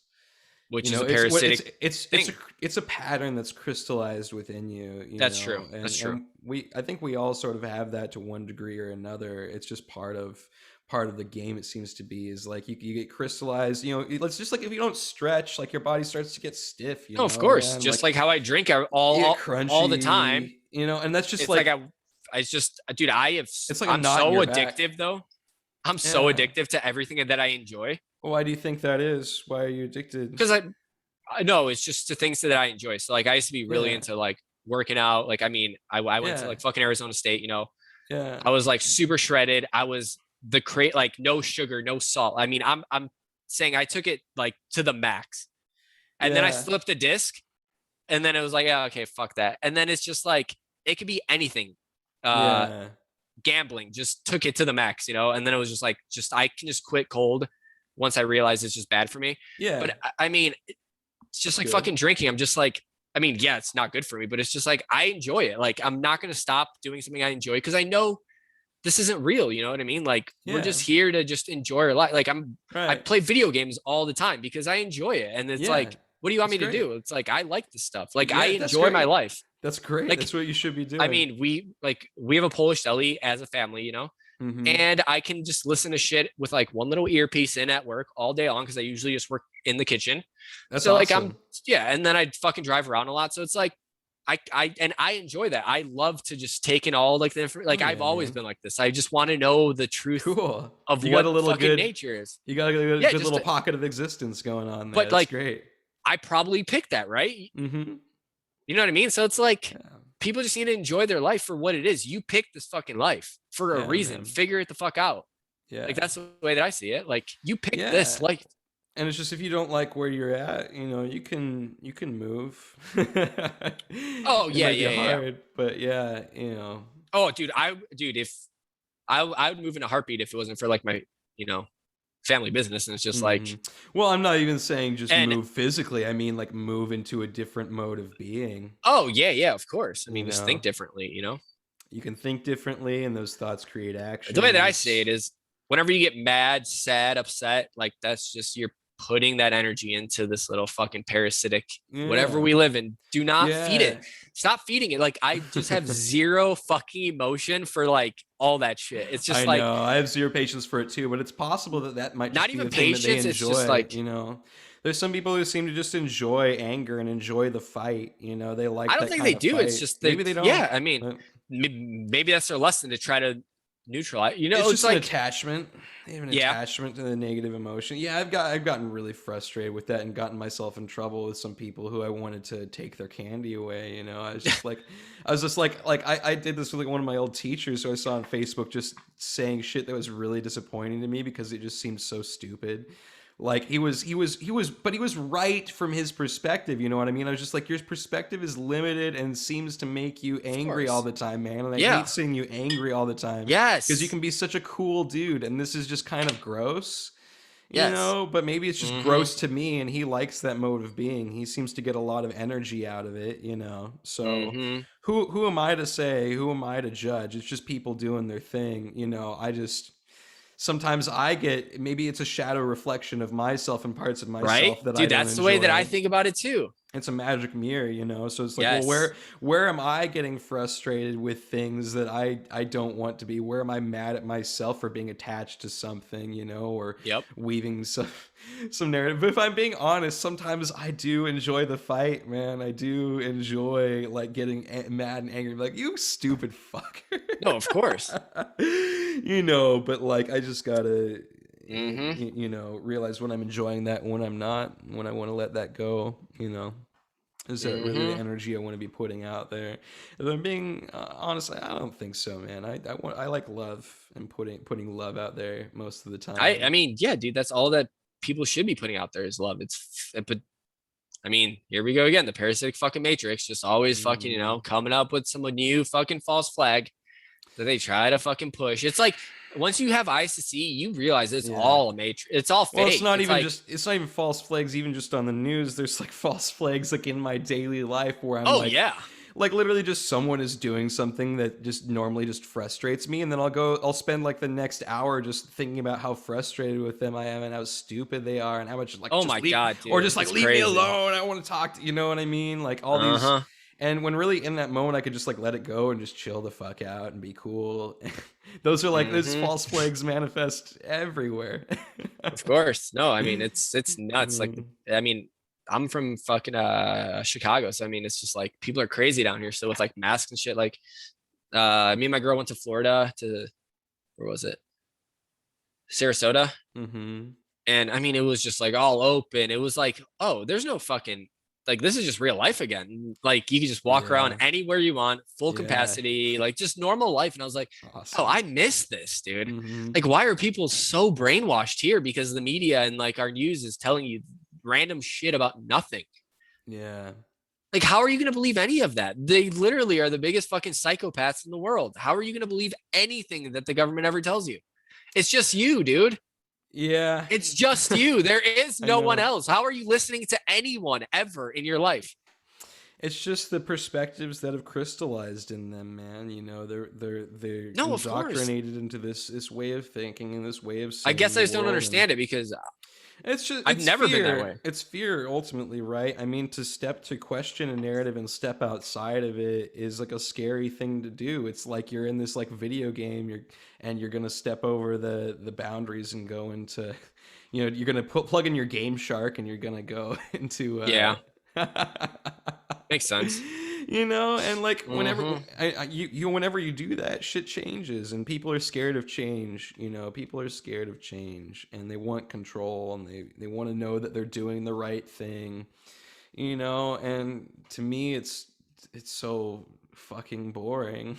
Like those Oh no, I completely people bore agree. the fuck out of me, but it's most of the people in my life, and I still love them, and I'm, you know, it's hard for me to just be completely like, fuck you guys, you're fucking stupid. You know, they're just living their No, of narrative. course. They're living their narrative. They're in their little world, and I'm in my own little world in my own Mm-hmm. ways, and it just kind of at a certain point gets draining to be around them because you can't be yourself, you know, and it's like you have to interact with them on their terms unless you're willing to encounter some tension, which sometimes I am, sometimes I'm not. But I notice more and more hanging out with people like that, it gets really draining because I'm Oh, just, dude, I you literally know, just stopped to like fucking. I mean, it's just yeah, me, my girlfriend, and then I'll play my video games, which is like I don't have to actually talk about like life with them. So it's just like you just like skill, and then yeah. Like I stopped going to the bars, dude. I mean, it's like fucking, it's like, dude, you're so fucking dumb in it. And like, I mean, it's fun to drink, like, don't get me wrong, but it's just so silly, everything. It's like you're wearing this mask, then you take it off when you're inside it, but you're out. It's like, what are you doing? Just don't wear a fucking mask. It's like, I don't understand what, like, do you not think about this? Like when you go to the bar and you realize that like you're just going to take it off inside and there's obviously no virus. Why are you wearing it in the first? It's like, I don't understand these people's logic. I mean, I don't think they even think that deep, dude. They're just like, I just want to go out and party. And it's like, they never, I mean, but I mean, my whole life, it's always been like, what is life? Yeah, you know what I mean? Too. Me too. Like my whole life has always been, what is life? So it's like, yes, I mean, obviously in college, I was, you know, doing the college things, like just partying, like, you know, like I wasn't as into it. I watched a bunch of, what's that show called? Ancient Aliens. So like I started with that show on like season 1, you know, like, and I loved it. And I told all my buddies, I'm like, dude, we came from aliens, bro. Like, they, you know what I mean? Yeah. And it got my mind going, dude. But they were always like, dude, you're crazy. You're crazy. And then it got into, you know, this conspiracy and that. Well, like, I mean, prior to that, it was like, you know, like fucking JFK and Bigfoot and all like the main, you know, things. And it's like, now where I'm at, it's like Crater Earth. It's like, is this just part of the fucking same journey of where you're never going to, and it's just you creating everything? You know what I mean? It's like, it always just comes back to that. It like, always comes back to that. All roads lead to literally, Rome, my friend. When he talks to me, like when I get done talking to him, my brain is like, holy shit, I am God. I am the creator of everything. He's a master. But then like I'll wake up like well, no, because I'm like fucked up, you know? So I'm just saying he's a master of transforming people's perspectives. Oh, dude, it's crazy. And then I'll wake up like the next morning and I'll kind of forget like that feeling I had of like what he said exactly. And then I'll go back to like, oh, here's Crater Earth. You know, it's like, oh, blah, blah, blah, blah, blah. And here's this fucking rabbit hole for you to go down. And it's like, here's fucking Tartaria. And I kind of forget about like that feeling I had when he told me, like, you are it, dude. What's that feeling, man? What is that feeling? Oh, it's bliss. It's bliss. Like, it's love, right? It's the feeling of love. Yes. Well, it's just the feeling of, oh, I created all of the, you know, it's like, I am everything. It's beautiful, dude. And like, usually when I talk to him, I mean, I'm fucking stoned. I'm a couple bottles deep in wine. And it's just like, oh, dude, it makes so much sense. And then I'll wake up for like work and I'm like, okay, just back to work, you know, blah, blah, blah. And like, I'll like kind of remember it. Like, not that I don't remember it, but it's just like that feeling is gone of like that beautiful bliss of like, oh, that's right. I am the creator of all of this. I'm just fucking with myself right now. I'm playing a video game. That's the ebb and flow once again. You can't. Dude, as I said, like it's like being high. It's like it's almost like being a drug high, you know. And it's like it's really hard to maintain that level of energy at all. That's why I want to do like some real drugs, like shrooms or like fucking some DMT, you know. But I'm such a pussy because I don't like being not in control of my body. Well, you gotta tweaks me out. That's ego stuff, man. You gotta let go of the little eye. I mean, I literally have no ego. I don't think I'm better than anyone, or like in that sense, you know. It's just like. No, it's a different kind of ego. Like ego, no. Ego literally is your little self. It's your body. It's everything. Oh, I see what you're saying. The whole thing that makes your identity. I feel like I could die. That's my like no, but like my heart starts to pump, and I'm like, oh fuck, dude. Like I don't like this. Like, what if I just pass out? Well, sometimes there is an experience of that of death, and you might literally experience death. But you got to realize that death is transformation. Of course, that's why. Like when I got scared, I literally just said, this isn't real. What the fuck are you freaking out about? And then it kind of went away, you know? Yeah, but I'm not going to lie, man. I mean, you can enter these hellholes of existence you can have a bad trip, and a bad trip is worse than any experience you can really imagine, man. But is that yourself creating that bad experience? It is. Exactly. Right. To like teach you, you know what I mean? Exactly. Yes, I'm just saying, I wouldn't wish that experience on my worst enemy. I can only imagine. Fuck, that would be so fucking scary. Yeah, so it's all just like enter those things with an amount of respect. One, enter it with a realization that you're always good. Nothing is forever. Of course. Realize nothing is forever. Yes. And that you can control things and also just enter it with an amount of respect. You know what I mean? It's like you're going to you're gonna go climb a rock wall or something, or like you're gonna go skirt around a volcano, and you could fall in that volcano and have a horrible, painful death, or you could like fall off that rock wall and just be broken, and it's like you can enter into all sorts of hellish states of existence for a while if you're not careful, and that's just where the respect comes in, like if you want to avoid that. But also, like, you just got to remember that nothing is forever. You can make it through, and the greatest risks come also with the greatest bliss sometimes. Yeah, I love psychedelics, man. They're an incredibly powerful and beautiful experience, and they feel really, really good on your body. Really good on your body. If you have any, what was wild for me is the mushrooms like healed my back for a while. Yeah, I mean, I have a slip disc, so it fucked up my back for a while. Yeah. Well, it'd be interesting for you to try them and see what happens to your back, because like my whole body, like I like straightened out, and I was like, ugh! I was yawning a ton, and like oh, big yawns, and like stretching, and like I got to this point where my posture was like so straight and perfectly more than it's ever been in my life, and I was just like, fuck yeah, man, I am the king of the jungle. It's like, it's like you can get to that place, and it's just, it's great.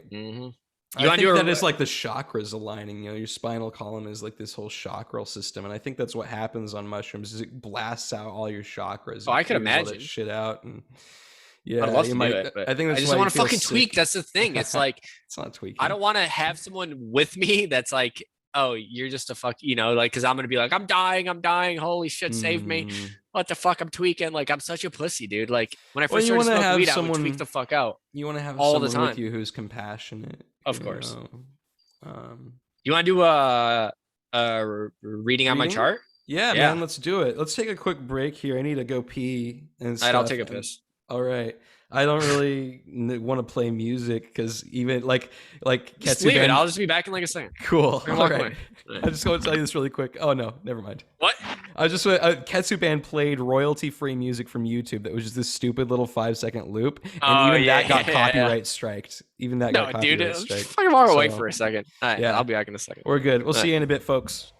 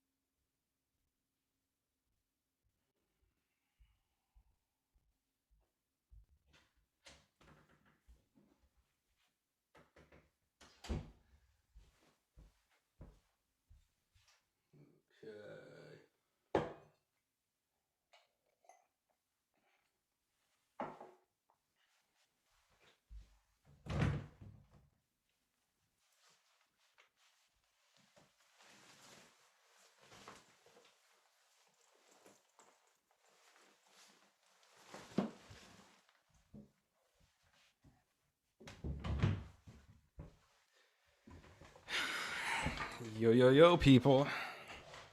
I'm back. So what do you think of David, huh? He's got some pretty cool, interesting ideas.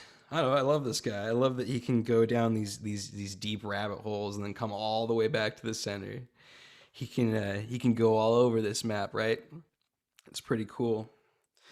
There's a lot of different ways of looking at things, and I just always try to come back to the point where I'm not letting these stories or these narratives take over my energy or the direction and flow of my life.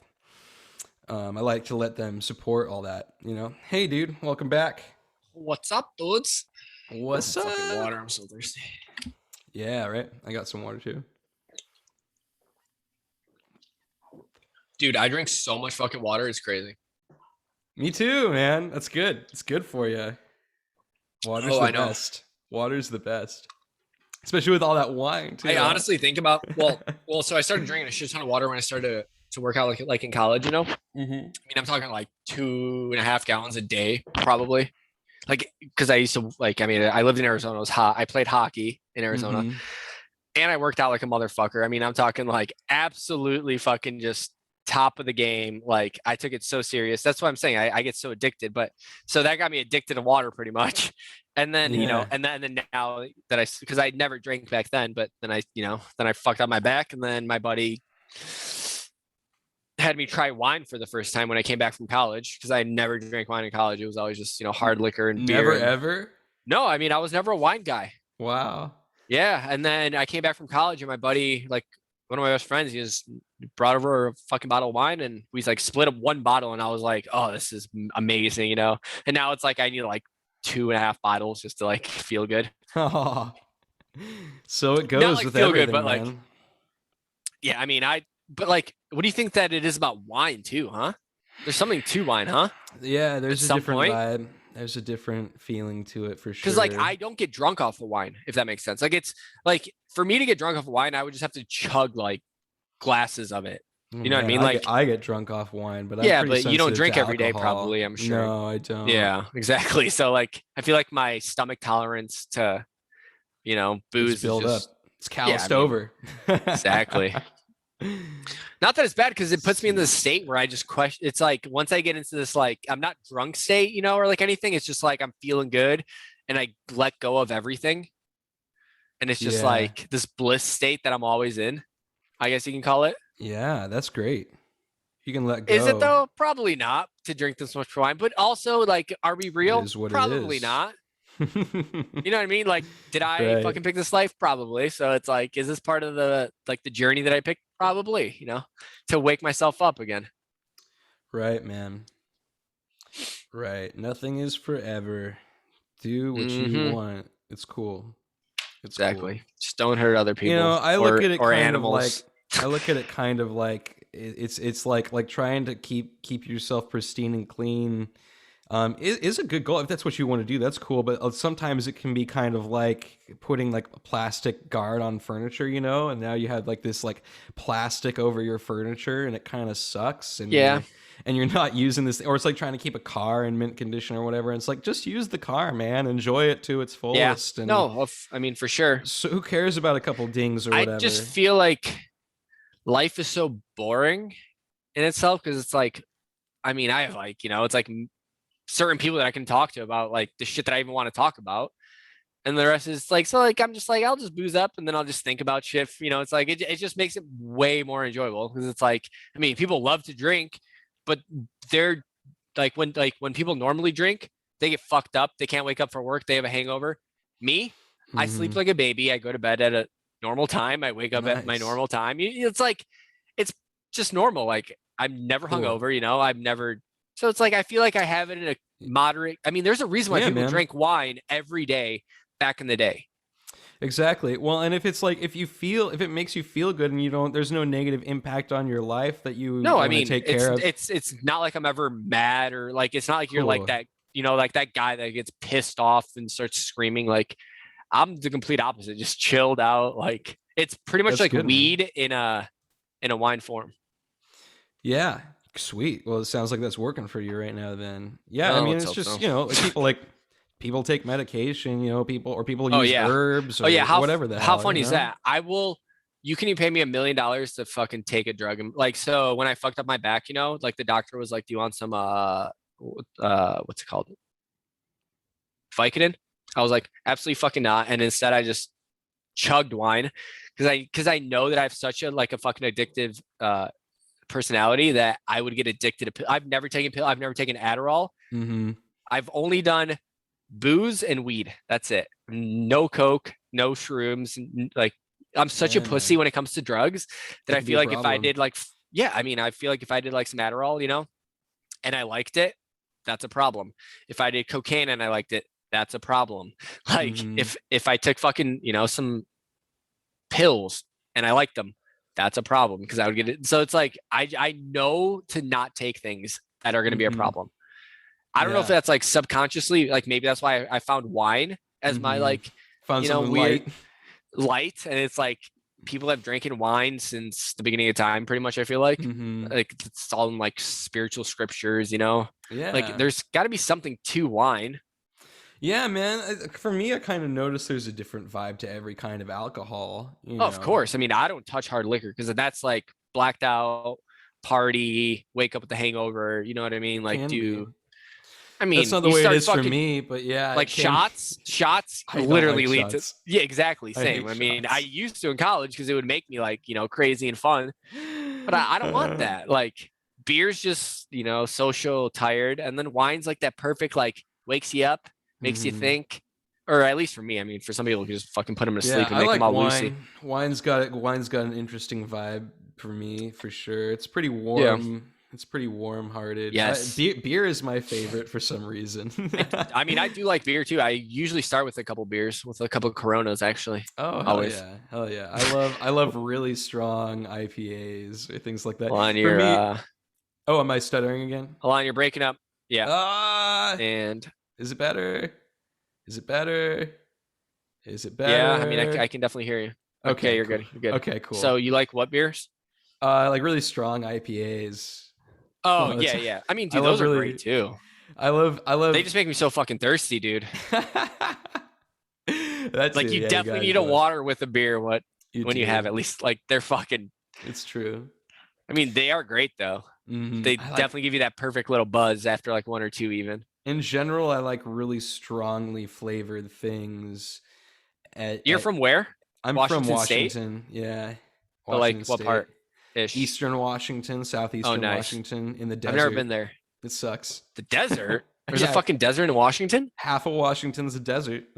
Interesting. I had no idea. Also Oregon, like this whole half of like the Pacific Northwest through Oregon and Idaho and you know down to California is desert.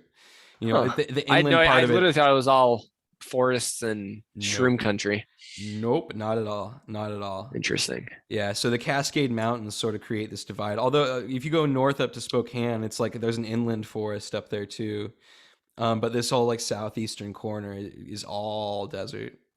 Nice. Sagebrush and like but like shitty desert though. It's not like cool. Yeah. Oh, yeah, like the Southwest is all those cool rock formations and stuff. Yeah. It's like I mean maybe some people like it, but most people... Dude, it sucks because I lived in Arizona, you know? Yeah.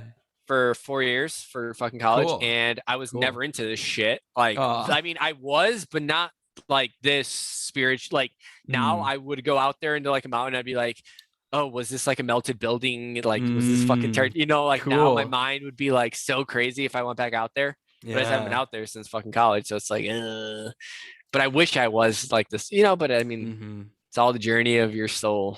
I guess you can call it. Yeah, I was down there in Palm Springs for a bit. I want to go back. I really, really love that desert and Joshua Tree and stuff. It's got such a wonderful vibe for me. And I love the sun so much, dude. I love the strength of the sun down there. It really, really gets into your bones.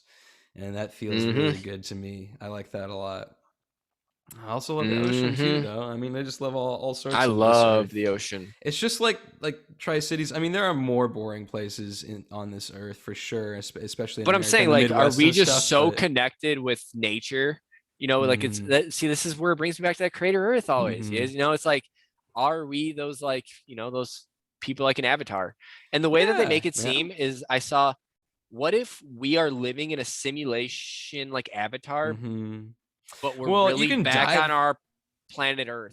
you can dive into animism, man, and get into that connection and do some like shamanic shit. You can dial That's up what I'm your connection saying. to the earth right Yeah, now if you yeah, yeah, can. yeah, yeah, yeah. I've That's gotten a true. little bit into shamanism lately, but I haven't dove in deep on it yet, I guess, because I got distracted by wanting to make this podcast and getting Oh, back nice. into astrology and everything. But it Oh, yeah. is, So, what do you think of astrology?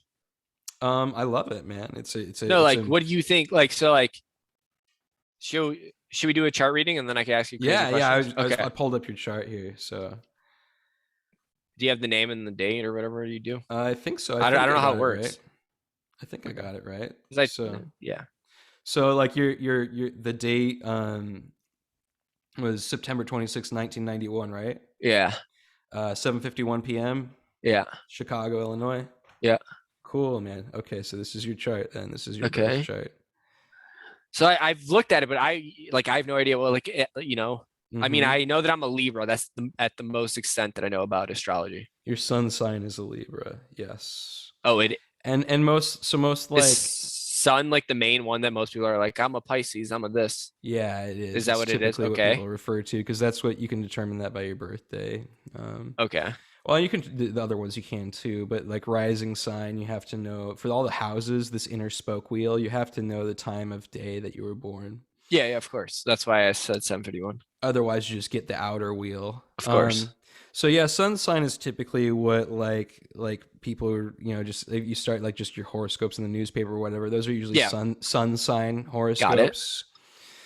Which are can be effective, but they're just super simplified. There's not a lot of richness there because you're so much more than Yep. just your sun sign, and that's what I love about having this whole birth chart and astrology in general is you can get really rich and really deep with all the aspects of a person. There's even more astrological bodies I could add to this, almost like infinite. Because people have come up with these like imaginary planets, or who's to say if they're imaginary? You know what I mean? Or like all these different asteroids and stuff that you can overlay onto here. These hypothetical points in space that have to do with orbits and all this. You can add so much shit to this. You can go as deep as you want, and it all adds something. So when did you learn about this?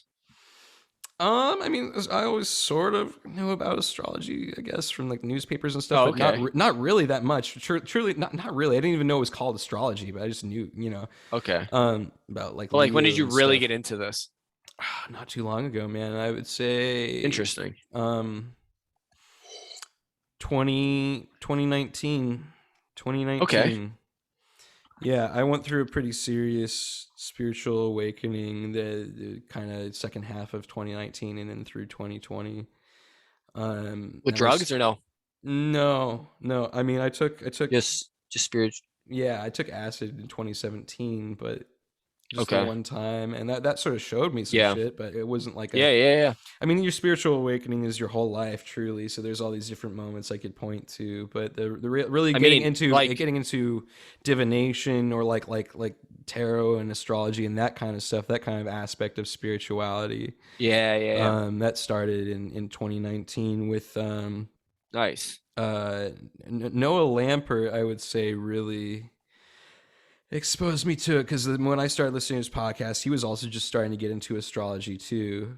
And then that made me really curious about it. And I found a teacher and took her whole course on it. Oh, and, nice. I'm really sort of detail oriented researcher kind of guy. Yeah. Sometimes I dive really, really deep into just the details of things sometimes, and then I'll I abandon it and bounce all over the place sometimes. But I just like the richness and the depth of it, and it's like I was looking for self-transformation. And at the same, like before all that happened, I was sort of getting into all the personality profile tests and all that kind of shit. And I was like, it was sort of almost like a guilty pleasure to me because I was like, oh, this shit is stupid, but I actually really like it. I love That's hearing how I was before I met my fucking girlfriend. I love hearing about myself. I just love hearing about myself. It's really nice to you feel seen, right? And you're like, oh, that is me. That is what I'm like. And it's nice and thrilling. But then it also weird. It also became helpful for me to do sort of work on myself and recognize patterns that might be toxic and I might want to change and how to change them. And Okay, so Carl Jung says astrology is like the ancient map of psychology, the ancient knowledge of psychology, and intuitively that makes a lot of sense to me. I agree and resonate with that perspective. It is an ancient knowledge of psychology, and yeah, man, I love it. It's a beautiful okay, archetypal map. so what does all this mean then? So what's the moon then? And the Mercury, Venus, I see Mars, I see all the planets. What does all So that mean? the sun sign is, I mean, there's a lot of perspectives on astrology and a lot of arguments and a lot of ways to use it, but my favorite is sort of like this Yeah. evolutionary astrology perspective, which focuses on the transformational psychological aspects of it. So, to me, the sun is represents Okay. your ego, your conscious awareness, what you're consciously being in this lifetime. The sun is like, think about the sun metaphorically. If whatever, Yeah. just go with the space thing for a bit, and it's like a Yeah. fiery Yeah. ball. It's burning. Yep.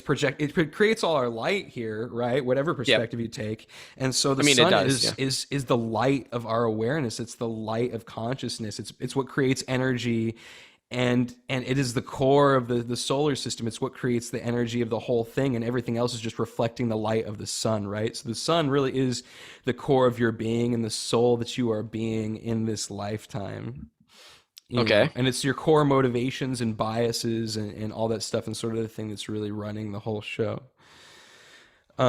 The moon is your inner subconscious self, your emotional landscape, the sort of reactive self, and like maybe the tendencies that were sort of baked in at birth. Um, and it makes sense because like if we're thinking of the So what's a moon, Tau or whatever it says? the Tao, what I don't is know. It that? says TAU for moon. Oh, You Taurus. see it? Moon? Your Oh, moon's in Taurus. Taurus. It's yeah, it's Okay, so abbreviation for what the hell does that Taurus. mean? That means your moon's in the sign of Taurus. No, I get that, but so what does Taurus mean for me? Taurus is Like anything? well, there's a sort of symbolic meaning to it. So the way astrology works is there's 12 different signs, right? And those 12 different signs come from four different elemental Mhm. energies. There's the four elements, right? There's fire, earth, Yeah. air, and Yeah. Fire. water. Yep. And then there's three Yep. qualities that overlay over the top of that, making the 12 unique signs. There's cardinal, fixed, and mutable. Just flipped you off there. But Mm, so that 3/4 layer creates 12 permutations of those energies. All right. got it. And so Taurus is fixed earth energy. So you think about earth energy. What is an earthy person? It's very, very practical, down to earth. You're grounded. Mm, It has to do with the material plane or earth shit. It's yeah. and aesthetic beauty, touching, feeling, all your senses, everything to do with this physical, hard world. That's all earth energy kind of stuff. And Taurus being fixed earth, fixed means it's sort of this energy is sort of in its rut all the time. It's pretty constant no matter what situation it's in. It's still that sort of Taurus energy. It can be kind of stubborn. Um, it can also be kind of stoic. Whereas like say like a mutable sign would immutable signs are like adaptable, so they sort of adapt to their situation a little bit and sort of mold and fold around people. Fixed is just like really like, here I am, this is who I am, this is what I do, I am this energy. Hmm. So Taurus being fixed earth energy, it's like this. It's pretty grounded and stable. It's represented by the bull. So you think about like a bull. Mm, It's like a grazing on grass, can be slow and yeah. determined. But when the bull is aroused, then it's really it can be really, really angry too all of a sudden. And it's fixed in that way as well, because when that bull is angry, it's going to charge at you until it gets the job fucking done, or it's like hitting against a wall. You know what I mean? Yeah. There's no real in between. It's just like Mm, um the Taurus energy can be kind of gentle. One of the archetypes of Taurus is the earth spirit. It can be really, really sensual, really grounded in the physical plane. Just like it sits there and it takes in everything around it and just enjoys what is. So Taurans can kind of love material comforts and just and they kind of love doing the same thing all the time, doing it over and over again. So They me? love, yeah, man. I mean, so emotionally, this is why you Well, love drinking wine every day and hanging out and playing playing video video games. And this games is why you and like doing smoke. the same Yeah. job all the time. You're pretty I stable. see. You I like these see. comforts. You I like don't these like change. comforts. Yeah. Emotionally, yeah, exactly. It's a fixed sign. You don't like I change. don't So like change. I really don't. I hate change. yeah, so that's your emotions. That's your inner emotional self, is this torn, fixed energy. So whenever you Interesting. encounter change, it creates an emotional issue for you. Yeah, no, yeah, for sure. You I always know. get anxiety and shit when big changes happen. Yeah, I Mm-hmm. mean, And I mean, even going like when we went to Florida, it was just, I mean, not anxiety, but it was like, okay, I don't like this is gonna be something new that we're gonna, change for my right. daily routine. Right, right. And the moon is opposing Pluto, which is Pluto represents transformation, deep, powerful experiences that cause transformation, and that's creating some tension with your emotions there. And anytime you have a moment where things change, it's pulling on your Fuck. emotions. God Which damn is it. okay. Which is okay. But see, these tension aspects bring complexity to your being. Like, I mean, I'm not. I'm just saying, like, this is yeah. why I picked to be born at this exact time for a reason. Yes. Yeah, man. Yes. And a part of evolutionary astrology is you're here to evolve the negative traits of your moon sign, because that moon sign Oh, can be like that's just who you emotionally are, and you're here to got it. evolve that, right? So the qualities of your sun Yeah. sign are usually help evolve the negative qualities of your moon sign. That's why what you're being in this Oh. lifetime is usually different than your moon sign, because what you're being in this lifetime is evolving and transforming that inner emotional landscape, Ah. right? Okay. And then, so what's Mercury? Mercury is Those are like your the top three biggest, right? I'd assume. Or yeah, a rising sign is pretty big as well, which we can which get into. which one's It's rising sun? the rising sign is the horizon, so it's always right here on the chart. Because this line right here, right through the middle, represents the earthly plane, and this is above the Okay. earth, and this is below the earth, and so this is where Oh. the horizon was at the time of your birth. That's your ascendant sign. Oh. Okay. And that represents your mask, essentially, whereas the sun represents the ego and kind of your active, what you're being. The Okay. moon represents your inner emotional landscape. The rising sign is like the mask, the simplified version of your persona that you use to navigate the world with. It's how you really kind of appear outwardly on a general level, and it's like your party personality in a way. Okay. Usually So what? you physically look like your ascendant, and so your ascendant is in Taurus as well, and it's pretty close to your moon. It's I would call it a conjunction. It's 7 degrees Mm, away, so which means you kind of wear your emotions on your sleeve, um, or just people see that in you, mm. which makes sense. I think that's why you come off so emotionally charged when you're talking about all this stuff that you're Random stuff that into. I like. Yeah. Yeah, yeah, you do wear your feelings on your sleeve in a way, and like not maybe like you don't aren't dramatic, you don't bring all your drama forward and like, Yeah. oh, Yeah. because that's not a Tauran thing to do. Yeah. But this sort of like earth spirit kind of emotional self you got Mm. going on is it just it's your emotions are mixing with your ascendant. Because some people I mean, yeah, that can be makes pretty sense for closed sure. off and reserved in some ways. I can be a little bit because my moon's all the way over here, but uh so with your rising sign in Taurus, that's your mask, that's your sort of party personality, that's the general way with which you navigate the material plane, because I mean this is earth, right? It's where the Hmm. horizon is meeting earth, so it has a lot to do with all the earthly material plane kind of shit and the way you do shit down here. Hmm. And that's Taurus energy as well. It's early, it's in the first decan, so there's this other aspect of like each of these signs have 3 decans, right? And so within the sign, even there's even greater complexity as you move through those decans. Each of those decans has a different energy as well. So it sort of blends when you go from where the first decan is kind of like pure version of that energy. You Okay. go to the second decan, it starts to blend with the next earth sign. So it's like a Taurus blended with a little bit of Virgo. Okay. And then you go to the third decan and it blends with the next earth sign, which would blend with a little bit of Capricorn. So your moon is actually in the second decan of Taurus, which means it's blending with some Virgo energy. And Virgo is the analyst. You know, it's probably why you're emotionally drawn to all this analysis and stuff, is a little bit of that Virgo analyticalness coming in. And you were asking about Mercury, Virgo. All of these signs have rulerships, planetary rulerships, and Virgo's ruled by Mercury, which is thought and intellect and communication. You know, so that whole communication and the way that you get emotionally excited by communicating and sharing your ideas is probably all a part of that sort of second deacon thing. And there's other aspects we can get into as well. But yeah, no, I mean, shit. I mean, that makes so much sense. And that's a big part of how you navigate the world, you know, with being your rising sign being close there too.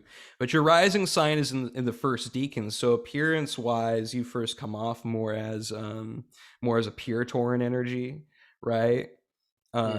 You maybe appear less analytical in the moment. You're more just like a grounded earthy dude, like I'm just here doing my thing, man, you know. Just working at the deli. Yeah, no, for sure. No, because I mean I've learned about all like these like planetary things. I just don't really like remember them, but I remember listening to this podcast about like alchemy. Yeah, they talk about all the planets, you know. Yeah, was that Know Thyself? Were you listening to Know Thyself? Oh yeah, yep. Hell yeah, Jamie likes that podcast too. I was listening to a little bit. They're great. Well. They're really good. Yeah, I got really into them, and then I kind of stopped when I listened to like all of them, and then they like came out with the new ones because just like, I got deep on like random stuff again. Yeah. As so, you do, which is cool, man. That's a fun. Yeah. But I mean, there's a reason why I probably found them. Yeah. No, dude, they're great though. They explain a lot about all this and like alchemy and the moon signs and everything, and like that's what I'm saying. Like when fucking what is it, Saturn that comes around like once every like 27 years or whatever. Yep. Yeah, like Saturn return. Yeah, I mean that's you went when through your Saturn return not too long ago. Yeah, I mean, and I would say that's probably when like a lot of the shift happened to me, like the biggest shift. That's why. That's why I'm not scared of Saturn return or Saturn stuff, man. Because it's like, it's scary news, but like it's also transformative. Of course, that's well. Now that we've been talking for a while, I think I'm just gonna go back to my fucking Sean thing where it's like it's just you creating all this and you're just finding these rabbit holes, you know. And it's that's your home base. That's your home base. I feel like that's my home base, but I get away from it a lot of times. Well, you can always go out into the woods, man. Go on a little journey. Yeah. Go dungeon diving like, and grab the treasure. Grab the treasure at the bottom of the dungeon and bring it back to home base, you know? Yeah, no, because when he talks to me in that sense, it's like it just makes me feel so happy. And then I'll just go back down like my little, like rabbit holes and shit. And it's like I just gotta get back to like, you know what I mean? That's dude, it makes sense though. I mean, it makes sense. It's like none of this is fucking real. You're just playing a game with your own fucking mind, you know? You're just going down these rabbit holes to just take new information in.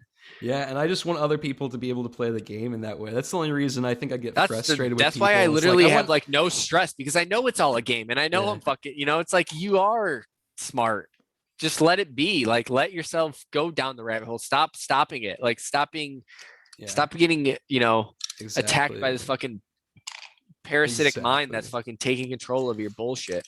Yeah, man, and that's an energetic hygiene practice I have to do every day because it's like it seems just as easy as ever to fall back into negativity and fear and self-judgment.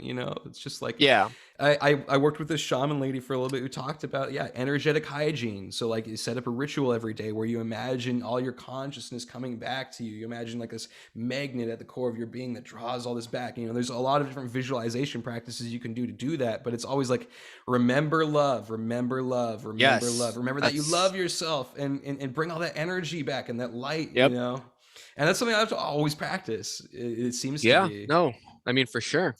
So what do you think about what do you think that this means? Like, is this just like a simulation? Do you think this is like we pick these bodies at this exact time? It's a simulation in a way, perhaps. It's a simulation. Our own brain is creating everything, right? Like we are. But like, why is it all so connected? Like, why do these charts make so much fucking sense about your personality? About it's like, is it because you were born at this exact? I mean, yeah, obviously it's because you were born. You took your first breath, just like how they, talk about in. Well, what's funny Know Thyself. About it? What's funny about it is I think it's a little bit of it is like a seek and ye shall receive sort of thing. If you're looking for answers, you will find them. That's true. And that's Never thought of it that way. so like that's why tarot works as well, because tarot Of has course. nothing to do with the, you know, Yeah. it's quote unquote random as anything is. Well, But I think there's exactly random by anything. synchronicity to be found everywhere, and just like your mind, if you're searching for an answer, like when I do astrology, I have a certain intention and a certain like, okay, this, I every time I do this, I know the sun sign is going to mean this to me, and I'm going to look for these answers when I look there and talk about this part of the individual. And so I operate with my intuition and understanding of all these things, and it seems to line up and come together. Because if I'm like getting off base or something, I can feel you even before you say anything being kind of like, you know what I mean? I can kind of feel that or whatever. Yeah. And you could call that being psychic. But I think everyone has that to a degree, and it's just as much as you work on that and tap into it. But I love astrology because it's richness and complexity. But like, there's different systems where you're entirely different signs. Like in the Indian system, you have the same chart, but it's all rotated, right? So I'm a Leo in the Western tropical system, and I'm a Cancer in the Indian sidereal system. You know.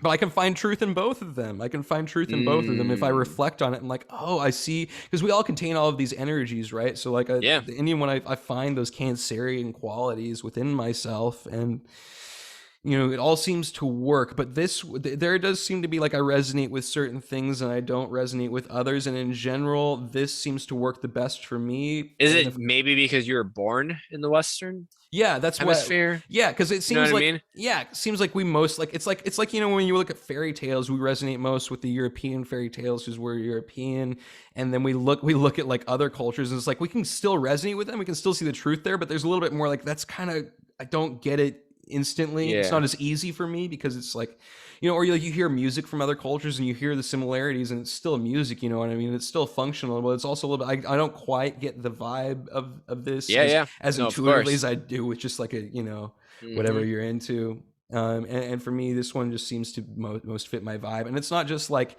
the signs thing, it's also like the Indian chart is different. It's like these boxes and stuff, and I really like the circle thing. The circle thing works really well for me, and it creates, is it because it's our crater and you got, you know what I mean? Is it our crater, and that you know, it's a big circle? It could be, absolutely, it could be. I mean, it's fucked, dude. But also, it's like, dude, see, that's where it's like, it felt so right, but then it brings me back to like, is it all a fucking illusion?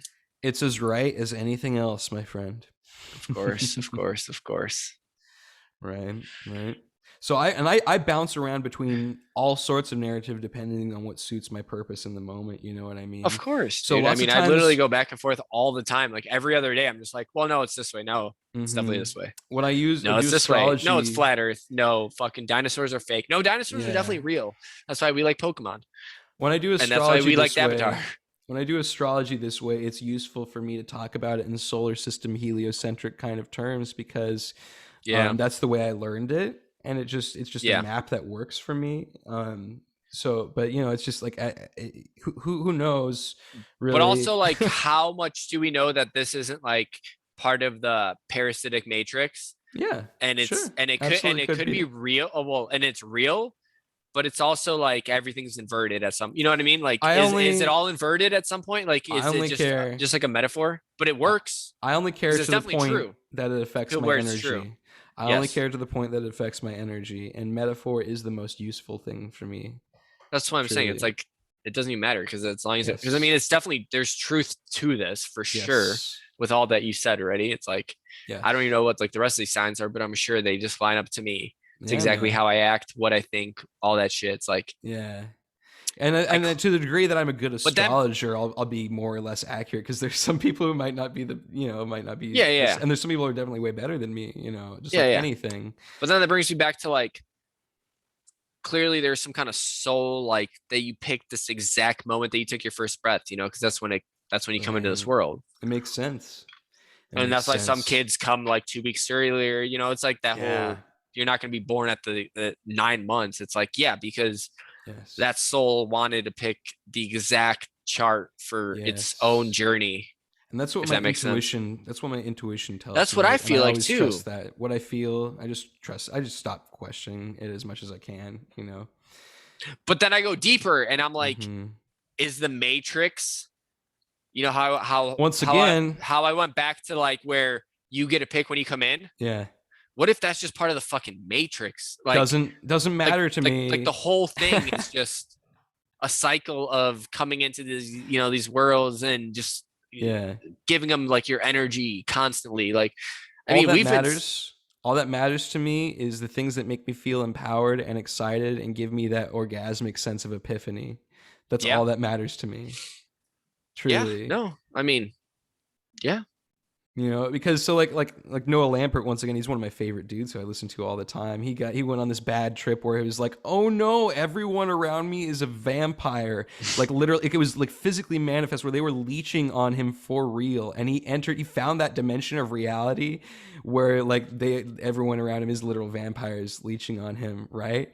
And then he was like kind of fucked up for a little bit. And then the way he came out and got out of it was just like, you know what? That is real. That's a timeline that's happening right now. And I don't give a fuck. I'm just not going to live there. No, I'm just not going to live in that dimension. You know, it's not a fun place for me to be. You know, it's like, I don't have time for that. I don't got time for that shit. And that's kind of how I feel most of the time too. It's like, yeah, of course it's real. I just don't care right now. I mean, that's when I do want to fight the Sith and go off on that, you know what I mean? Maybe I'll do that. Yeah, I mean, it's like we can't do anything to stop this fucking like hive mind matrix and this certain, you know, how like it's like let's band together because of this hate and that. It's like you're not going to change anything in this life. Right. Like there's nothing that's going to change it except for like don't look at time as a, you know, like now you like literally nothing's going to fucking change now. Yeah. It's way too deep and like incorporated with everyone.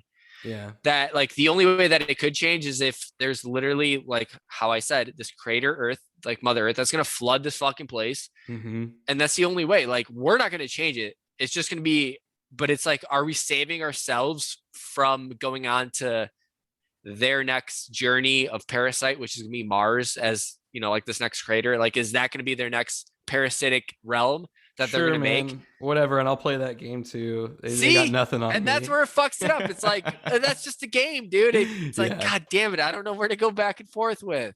Well, man, you're a Libra. Your sun sign is a Libra, so it's good for you to go back and forth. I think in this lifetime, you're probably always to some extent going to be balancing. I have too many options. Like balancing between perspectives.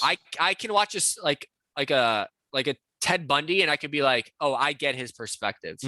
Me too. Like I get everyone's perspective about everything, the evil in it. Like I get where it started from. I get like how it's built up. Like I go so deep into everything that it's like there is no evil in me. It's just like it's some kind of a matrix that's dragging these people down to the evil that they become. You just understand how it can happen. I understand. That's why this crater thing is just sticking with me so hard. It's like, is there like there has to be a parasite here? This place is too beautiful for there not to be a parasite. Well, there is. Yes, there's something that's fucking everything up right now. That's called And fear. I don't think it's like, you know, these fucking Jesuits and these how people think it's like these like fucking evil rulers. They are just part of the parasite because they got controlled by it. Like they were at once a beautiful, loving, you know, like earthly being, and they got controlled by this shit. Yeah, but is that all fucking an illusion? And now I'm just being on, you know, like my sun sign, and I'm just like tricking myself to go deeper and deeper and deeper and deeper and deeper. Well, it's always an illusion. Yes. Always. All of it. 100%, even this moment right now. Yeah. And so just it's cool to do what you're doing. Just always remember you're not stuck to anything, and you can of course you can like Ram Dass says, you can change the channel at any time. Literally change the channel, like how I was saying. I go between Sean's and this like fake mystery reality, and then I go back to like, oh, I'm the creator. If this crater Earth thing is giving you energy and you're enjoying the experience of going down the rabbit hole, and there's kind of by all means do it. But if you ever just feel exhausted by it, if you feel exhausted, of course, then just realize you can unplug. You know, that's all. That's all. Just recognize you have control. See, like I just have this that's weird, that's when it becomes its own parasite. That's when the crater Earth becomes a parasite. Of course. But so like I've never done a podcast, you know, until I went on Will's. Which was like 3 days ago or whatnot. Like, and that was right before I watched this. And like, I've been saying for probably months, like probably half a year now. I was like, I'm just gonna make a podcast. But this was like way before all You this. It's should, like, man. You'd be great no, at but making like YouTube videos and stuff. I don't really even care to make a podcast. It's like I just want to go on to people's podcasts and Okay, just tell good. them about these things. It's like I don't want to do the work No. of making a podcast. I just want It to does put this suck. knowledge into it. Yeah, I mean, I I don't. know. I'm lazy, dude. I play video games. I do my like research in my little fucking podcast world that I do. And then like I just live my life. I drink wine, I smoke weed, and I enjoy life, Hell yeah, man. That's a cool Tauran way to be. But it's like, did this all happen? Because like I went out to his podcast, now I'm on this, now I'm on your podcast. It's like, is this all happening like right now? Because it's like it's meant to be. I mean, so my girl just sent me a thing fucking yesterday. It was like a meme, those like normal like astrology things, and it pretty much just said so yesterday was a full moon, I don't know what that exactly means, but what a full moon means? I mean, I get what it kind of means, but so if the moon, where we using the moon to represent our subconscious self, and we're using the sun to represent our conscious awareness, what's happening on a full moon is our conscious awareness is completely lighting up our subconscious. So we're like the most fully aware of our subconscious, and our emotions are most lit up and manifest at that time. Interesting. So that's here's why what it full moons said. can be crazy for people. So this is off of like those random, like it said full moon in Libra, innovacation or whatever. I invoke the spirit. Yeah, I invoke the spirit within me to bring balance to my light and dark. I am grateful for all that I've learned and all the wisdom I've uncovered. I will incorporate these lessons into the new beginnings of my life.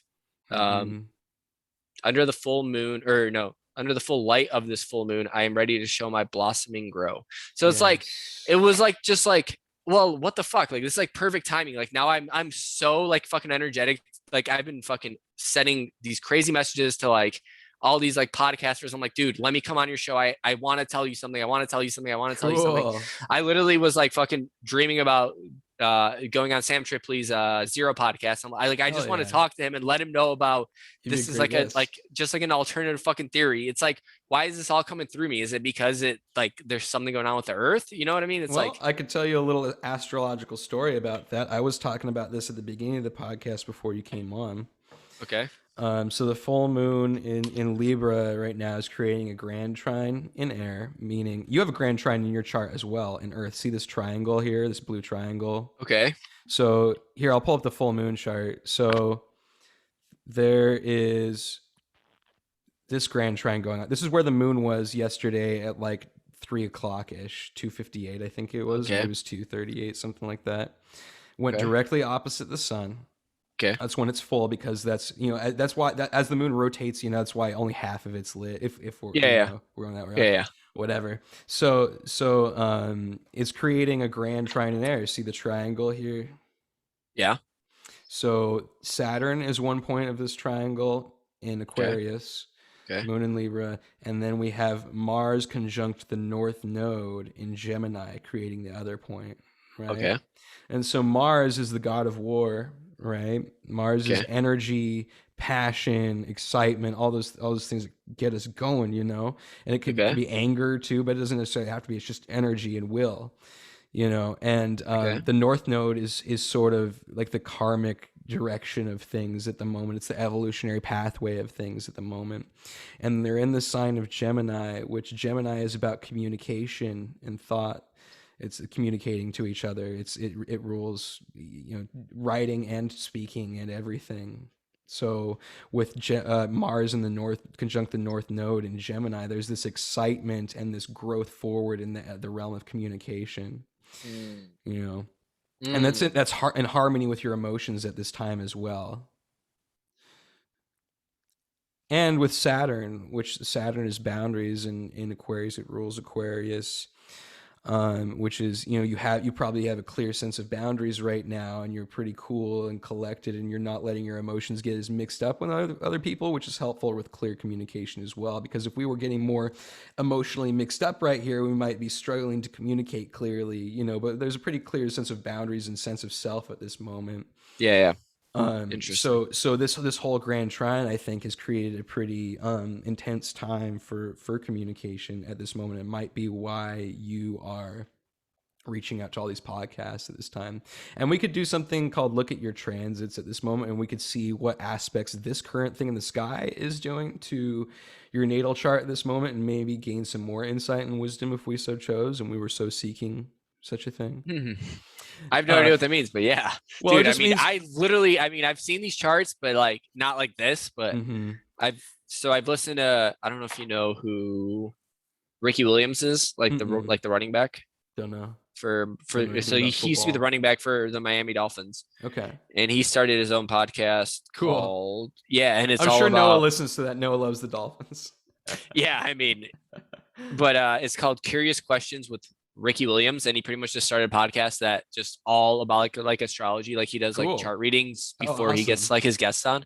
That's awesome. Yeah, I mean, it's great. Like and he went out into like the mountains of like some crazy like fucking Peru or some shit, and like he just spent time out there and got some astrology reading, like fucking teacher. Wow. He got so into this, but he was like the number one running back in like that, like in like fucking football. I should listen to his stuff. Ricky Lawson, huh?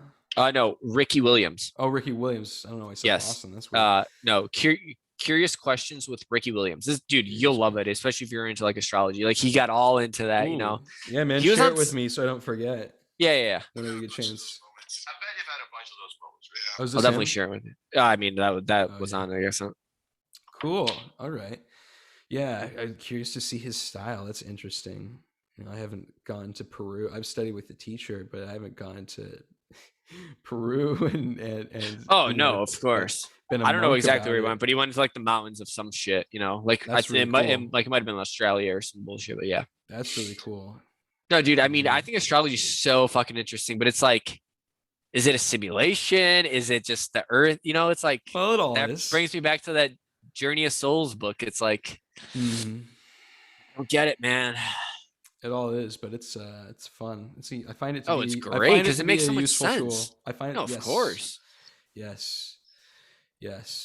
So like the transits would just be like, we have this natal chart, then we would overlay over the top of it where the planets are currently right now. And so where they overlay over the top of your chart, they would create certain patterns with your natal chart, right?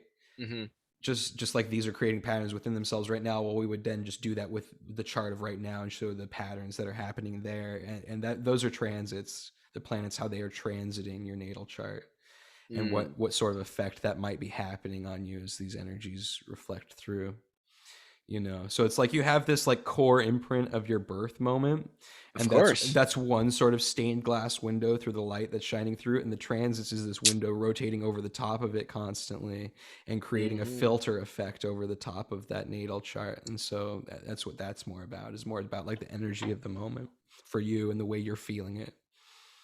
Because if you think about it, like every day has a sort of energy to it and a sort of a feeling to it that you can look out and see reflected and be like, wow, everyone's kind of off today. You know what I mean? Or yeah. Things like that. And so you can look to astrology to reflect on that further and be like, what's going on right now? What is the energy of the moment? And then you can think more about like, how is that affecting me? And how can I best navigate this? 'Cause if I'm having trouble, like I feel just weird, I want to figure my way out of this weird feeling. What's going on here? What can I do? Or what can I do to just accept it too, is another thing, and realize I'll feel better tomorrow, or different at least. But transits can provide some wisdom upon that, and you can ask it some questions and find some answers. Yeah, man. You were asking about Mercury earlier, what Mercury represents. Oh yeah. I mean, Mercury is the closest planet to the sun, right? It's never too far behind your sun sign. It's never more, I think, 29 degrees away? I can't remember the exact number, but it's never more than about a sign away. Or it can be right on top of it, And Mercury is, the god Mercury was the messenger of the gods in Roman mythology. He's the messenger between heaven and earth. And that is like heaven being your thoughts and earth being the material plane. That's why he's the god of communication, because your words are your thoughts manifest. It's the bridge between heaven and earth. And so Mercury is the god of thought. He's the god of intellect. He's the god of discernment. He's your rational mind. which also he's the trickster because your rational mind can trick you.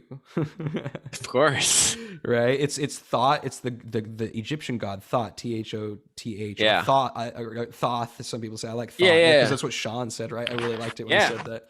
So that's also what Mercury is. You know, he's the god of technology. That's why when Mercury is in retrograde, people are like, "Oh, Mercury's in retrograde. Shit's going wrong right now. We can't. We have trouble speaking. All our devices are fucked up." Yeah, it's Mercury retrograde shit. Yeah. But that gets me thinking. It's like, so since this crater Earth shit, have been thinking. If all of like Egypt is like inverted, it's like that's all fucking bullshit. So it's like how much of this is just part of the Matrix it's all bullshit. Once again, it's all bullshit and it's all true, and it just matters how much you buy into the narrative. And the awakening is you realize you can swim like a dolphin among these narratives. That's the only thing you're ever doing. That's the only thing you're ever doing is a dolphin swimming between narratives, and just realize that you can do that. You can move. You're not stuck on any one of them because that you're will right. create, no, you know. I mean, the more that now that I've talked to you since this bullshit that I found out, and the more I think it's like, yeah, I mean, it's just back to what Sean said. It's just you, dude. Like you got to connect. Like you are creating all of this. Like there's a reason why you're going through this all. Yes. Oh, fuck. It always fucks me up though, because it feels so good when I find out about it. Dude, well, just roll with it, man. That's a good feeling. I mean, the only reason a movie works is because you believe the movie. You know what I mean? Of course. It's just recognize that it's a cool movie that you're watching, and you really fucking like this movie, and you can be a huge fan of the movie. Like, you know, you don't think that there's something with spiritual people that are so connected to Earth and like Mother Earth and like love? No, I absolutely do. Absolutely, they're grounded, man. So like, where does that come from? Like, it's got to be something. Well, it appears as though there are some rules to this game. There's definitely rules. I mean, maybe we are stuck in this hive matrix, but we've actually broken out of it, but we're just trying to play it back up for ourselves, but we know how to get out. Like how I go back to that thing, you know, it's like we know how to get out of the matrix. Some people don't, and they're getting recycled back into this fucking energy warp, you know? Yeah, man. Well, you can jump all the way out. You can not play the game if you want. That's what Buddhism is all essentially about. What if like the producer of like, you know, like this fucking movie of like fucking Avatar, like what if he is just someone who came back down who was like, I'm just gonna make this movie to try to help wake up the mass population. Yeah, I think that's what most artists do. I think that's what most artists are doing. I absolutely agree. That's what I think all artists do. Like Mac Miller, how fucking Sean talks about, like all these guys who are truly like, you know, awoken and really connected, like they might just be, you know, just really coming down here to just be that, and then that's it. And then they leave, and then they try to wake up the, you know, just the same way that we're doing it. Like, yes, man. And it's the most satisfying thing to do for me personally. Of course. I mean, there's nothing else to do in this bitch ass world, you know? It's a fucking clusterfuck anyways in here. There's way too many people. I mean, you know, playing video games and stuff is fun for a while, but it's... I mean, I just like it because I'm good at it. Yeah. If I wasn't good at it, I wouldn't play it. So, like, I'm not... I get it. Like, I just like to do things that I'm good at. I mean, obviously most people do, you know? Fucking Taurus, man. What, is that a thing? Yeah, well, Taurus likes to be comfortable and likes to do things it's good at over and over. Oh, yeah. So some of these other signs are more like, I want to do new shit all the time. I love to challenge myself, and I'm a fucking adrenaline junkie. You know, there's that shit too. I see. Like if you're emotional, if your moon was in like Aries, got it. Like, yeah. No, dude, I'm just comfortable. Like with like I've always been good. I've been good at all the things that I've ever tried that I've actually put my mind into. Like I played hockey. Like, I mean, I played AAA my whole life, you know, but then I got a girlfriend and like, I got bored of hockey, and it was like, okay. And then it was like this, and then it was that, and like sports and running. Yeah. Like I've always just been good at shit that I've done. Well, and that's also your then I get bored of it and I just stop it. So like working out, great at it, you know.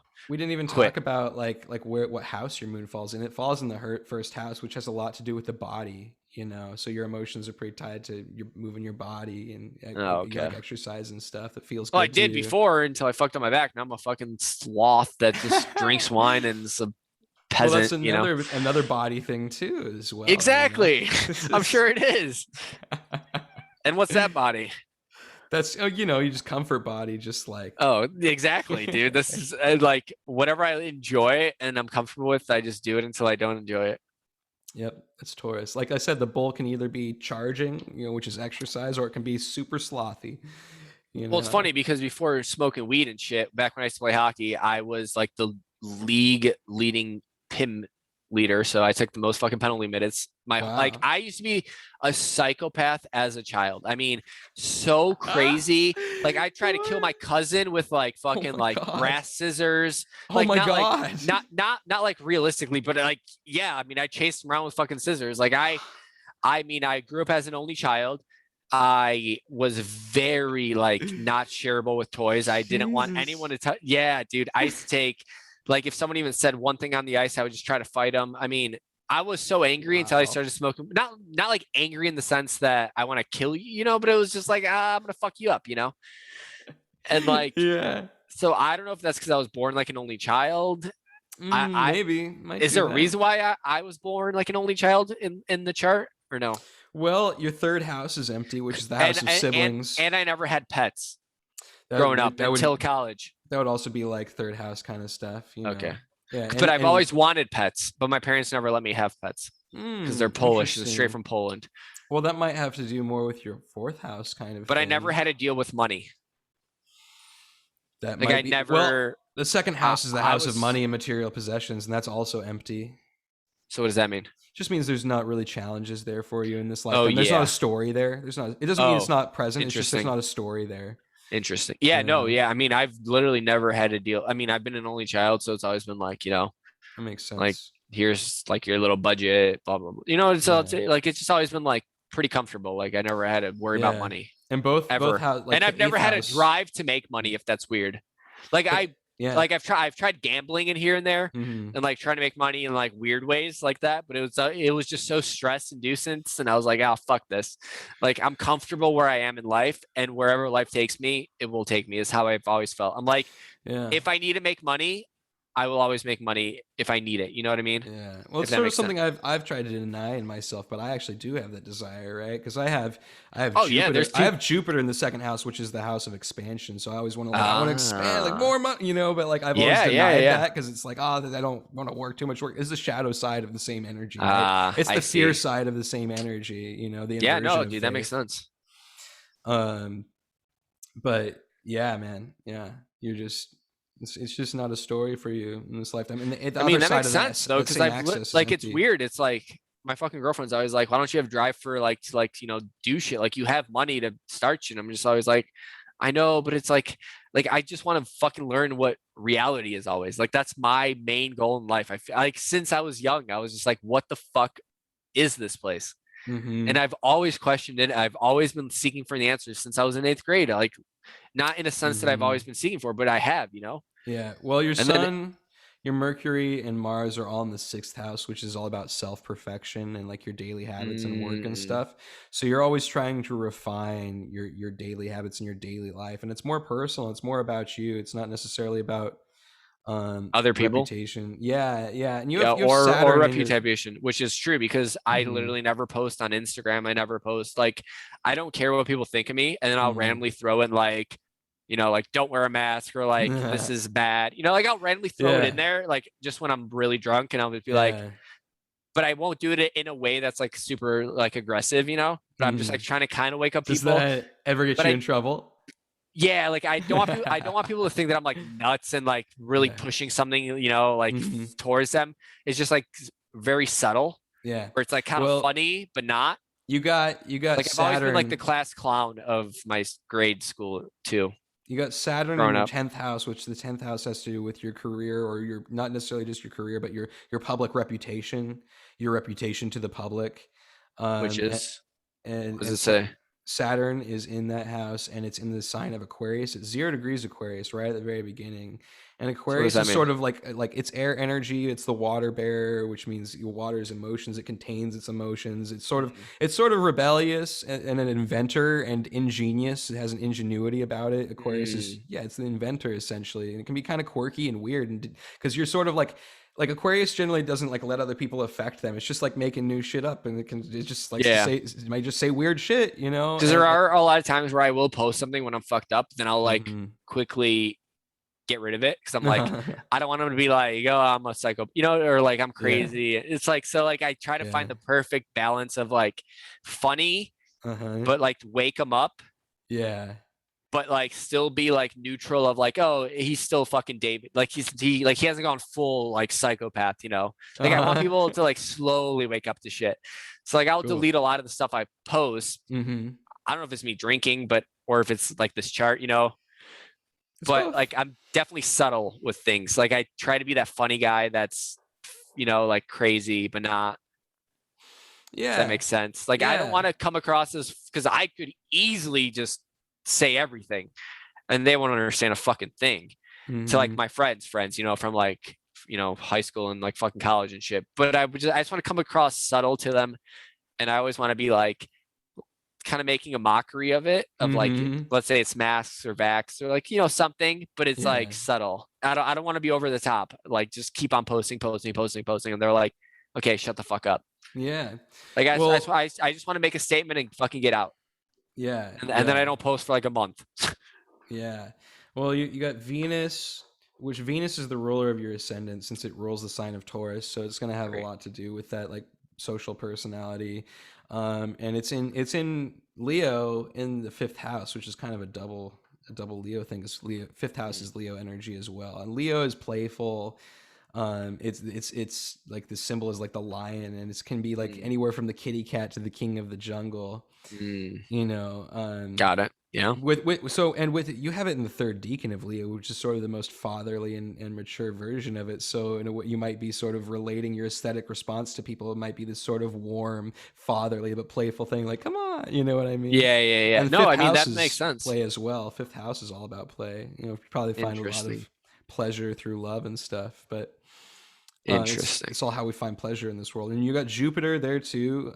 Is that a conjunction? Like barely. It's a little far away, but Jupiter in the 5th house too. You probably also expand and gain faith in life through your pleasure. You know, pleasure and fun and. Yeah, I mean, I've never been sad in my life, like ever. That's awesome. If that makes like I've been so moody. I mean, I'm such a moody. Yeah, bitch. like here's a breakup in there, you know, with like a fucking girlfriend. Like, yeah, that makes me sad. But I've never been like actually like sad about like life, if that makes sense. Like I've always found the happiness in life, no matter what it is. Well, with Jupiter, there's the house of faith. You have faith in the happiness of life. The 5th house is the house of pleasure. You know, and play. Interesting. So that indicates a pretty sunny disposition there. But it's also in Virgo, which is like pretty earthy. It's the analyst, you know, of the zodiac. It's mutable earth energy. So it's not like as fiery and playful as Leo would be. Your sense of faith is a little more grounded and comes more from like, that's probably another reason why you enjoy analysis of things so much, is you expand and gain faith in that way through analysis. That's why you're probably always asking questions. Yeah, no, for sure. And you get a lot of pleasure from that. You get a lot of pleasure. Yeah, I mean, that's literally what my fucking like, you know, whole life has kind of been like. It's always been, well, except for like my early stages where it was all like, you know, like sports and that. But then like once that got done, it was just always like, what the fuck? Like what is life? Like, just always questioning. Yeah. Trying to go deeper and deeper and deeper. That's why it fucks me up, because I go too deep, you know, sometimes. It's like I can't stop. Like, well, fucked. You got your North Node in the 9th house, which is all about attaining higher knowledge and stuff.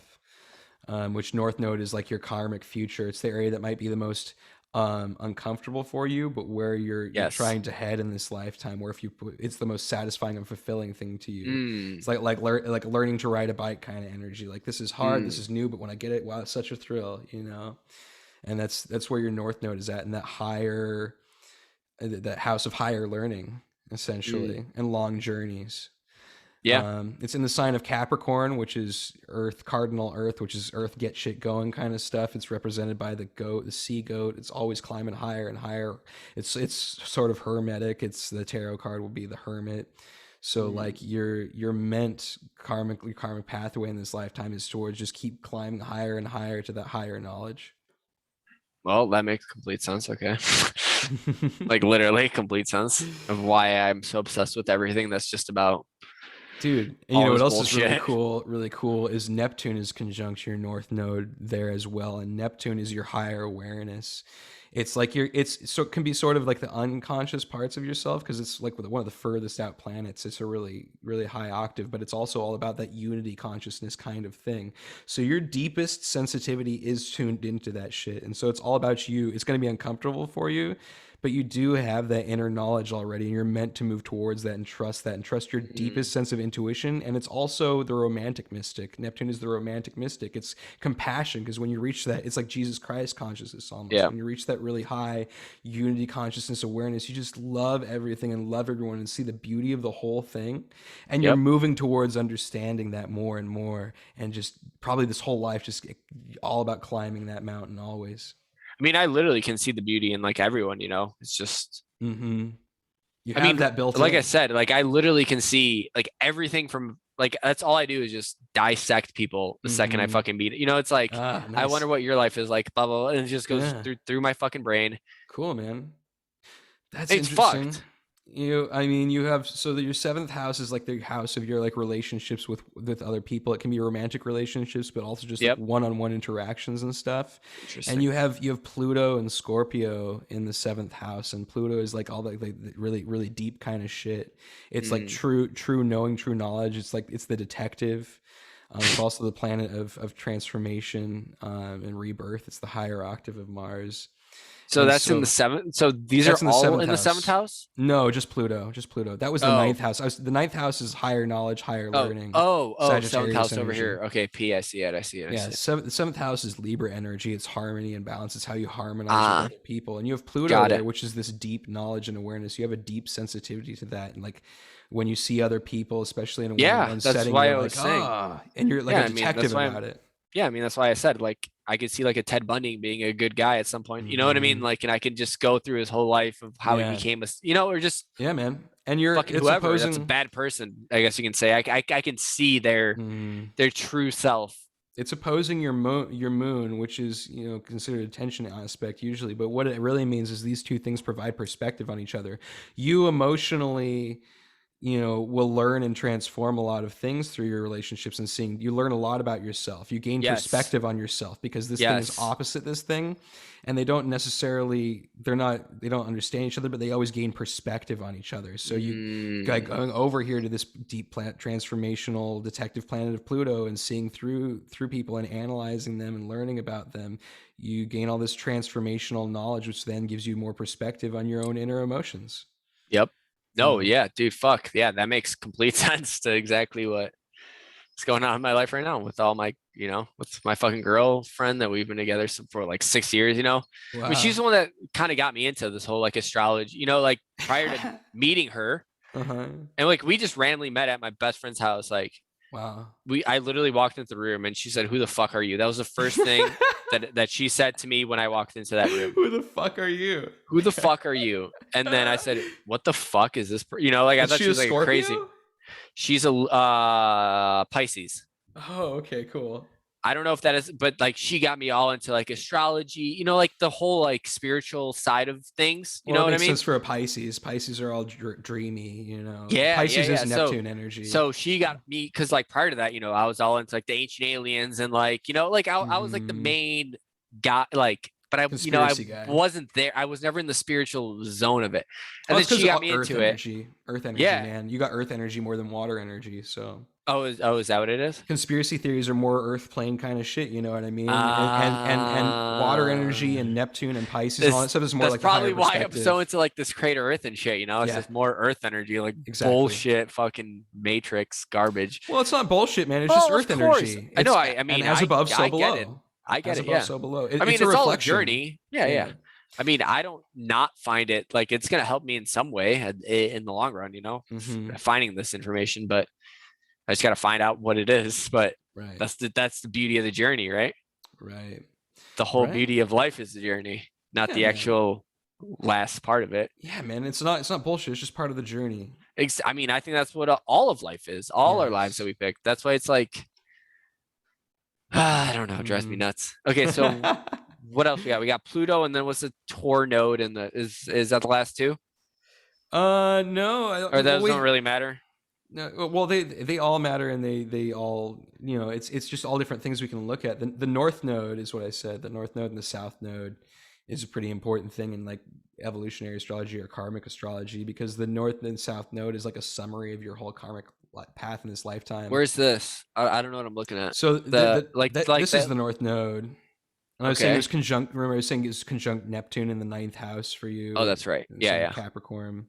So it's not on this chart, but the South Node would be directly opposite the North Node.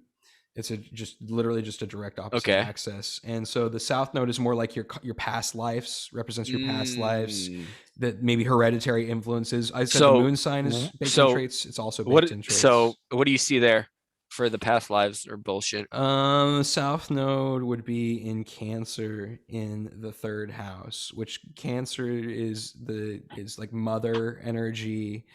It's sort of nurturing of others and also of the self. Cancer is represented by the crab, so you're building this shell around your watery emotions. You know what I mean? They can be cancers can be kind of introverted. They can be sort of invisible. But it's just they're nurturing and loving as well. It's the first water sign. Yeah, no, I mean, I think I'm very loving when I want to be. Yeah, but I think I do have a shell on me a lot of times because Yeah. So that introverted shell sort of thing is part of your comfort zone, and it's part of maybe past life influences. And it might be a thing that's South Node's usually overdeveloped and negative. It's a comfort zone thing to you, and it can be a gift to you, but it's also like you're leaning on this a little too much, buddy. You're a little too much. A little too introverted, maybe a little too motherly or overbearing of people. All the shadow signs of this sign and house may be things that you have to contend with. So the 3rd house is the house of communication. It's the house of siblings, which is, you don't have any siblings. That might be a past life thing. I don't know. I mean, I definitely think there's some past life fucking trauma. As for sure. All, probably. Oh yeah, for sure. But so yeah, 3rd house is Gemini energy, Mercury energy, communication. Where are you at? Right. So 3rd house. This is where your South Node would be, right here. Yeah. It actually be in the second Gemini. It'd be in the second decan of Cancer. Okay. But so it's in the 3rd house. Oh, I see what you're saying. So see, each of these houses corresponds to like the same sort of energy. So like Aries is the first sign of the zodiac. The 1st house is Aries energy. The 2nd house is Taurus energy. So like the 2nd house is the house of money and possessions and material wealth sort of things, and that's Taurus energy. But it's like the houses are more about like the actual physical like area of life it impacts. Whereas like I said, like 7th house is your relationships. Well, that's Libra energy, which is all about harmony and balance, and it's ruled by Venus, which is the planet of love. And so that's sort of how the houses work. Is this different layer of like what's the actual set and setting for this thing, right? So I don't have shit in money, right?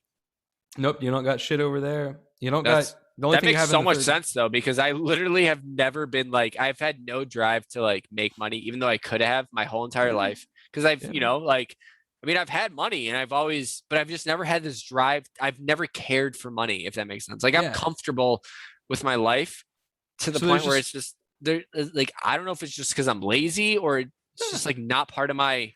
I feel like if I need money, I can always make money. At some point. There's not a drama there for you. It's not something that really pulls in you anyway. Yep. It doesn't mean it's not present. It just doesn't really impact your emotions or anything. Exactly. Yeah. Yes. Yeah. So that makes a lot of sense. Okay. So what's all that shit on Libra on the 16th or no? Yeah. 6th house. What the hell is all that? 6th house. So this is your sun. This is your sun sign. So Libras are just like a balance beam or what? Yeah, like Libras are symbolized by the scales of justice, which is all about its harmony. Venus is or Libra's ruled by Venus, which is it's also Taurus is as well. Wait, Venus so is a dual rulership. Is Venus across from it? Is that what's going on with it? No, Venus is down here. No. Oh shit! I don't know shit about signs. I'm just saying that each of these signs has a natural ruler. You know what I mean? Yeah. So the natural ruler of Libra is Venus, because Venus is the planet of harmony and love and the way we harmonize and have an aesthetic response with others. And that's sort of similar to the energy of what Libra is, which is harmony, right? Libra is all about balance and harmony. Yeah, I mean, and it's an air sign, so it's all about communication with others as well. You know, moving air, but it's mutable air energy, meaning it adapts to others. Mutability is all about adaptability. So being mutable air energy, it's all about harmonizing through communication, essentially. Yeah, no, I mean that makes sense. Why But I fucking have like no, sadness. Like I'm just so level with my energy all the time now. Well, now, I mean, when I was younger, obviously, like it was all over the place. Like I would have anxiety over this or that. The But, like shadow now, side, dude. the shadow side of Libra is self-judgment or judgment of others. You know, so you could be, before that was evolved, maybe you're just being judgy of things, and it was. I was definitely being back when I used to work out, I was definitely very judgy of others. Like I was like, I'm better than you, I'm more in shape than you. Well, and that then makes sense. And then I slipped my disc and I became a regular civilian. And I said I was such a fucking douchebag and piece of shit back then. Like, holy fuck. Like, I can't believe I used to think like that. You know what I mean? Like, it completely brought me back to like, oh, dude, you're so judgmental. And like, you thought you were better than someone because you worked out. Like, and it brought me straight back to you're every, and it's like, there's don't fucking judge anyone. There's a pattern here that speaks to that just clicked with me while you were saying that. So Uranus is the planet of rebellion and revolution, but it's also like, causes dramatic changes in our life. It's where like a disaster can happen all of a sudden, and now you have a whole new perspective on a thing. So Uranus for you is squaring Mars, which would have to do with working out, because it's that energy, right? Mars is the god of war. I mean, I'm talking like the most shredded person that you've ever seen, and the biggest piece of fucking shit you've ever. Like I was like, I'm so much fucking better. You know what it's like? So that's like, the shadow side. Yeah, like you got the six pack, and you're judging everyone for not working out, but you don't know anything. You know what it's like? I was young. I was like, what, like 19 till about 23, 24 until I slipped my disc, and then it changed, Yeah. And then it was just like this whole cycle of just like, I thought I was better. I was like, I'm fucking, I like blah, blah, blah, blah, blah. And it's like, dude, well, Uranus, we're all the same. Uranus just came in to fuck your shit up and give your Mars the perspective it needed, because it was like Mars's shadow side is arrogance.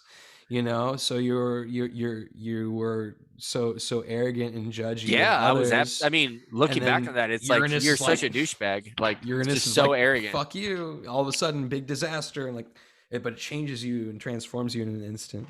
Yeah, I mean, it literally was an instant, by the way, because it was. I slipped my disc carrying a box of 50 pounds of fucking cabbage. So like, it was an instant, like where I slipped my disc. Like it was, boom. Have fun with your life now. And it just transformed everything. That's why I'm saying. It's like all this shit is so right, but how? How is it so right? Well, I think is it a simulation? Is it just life? Is it just life? Have you read any Carl Jung stuff or anything about synchronicity?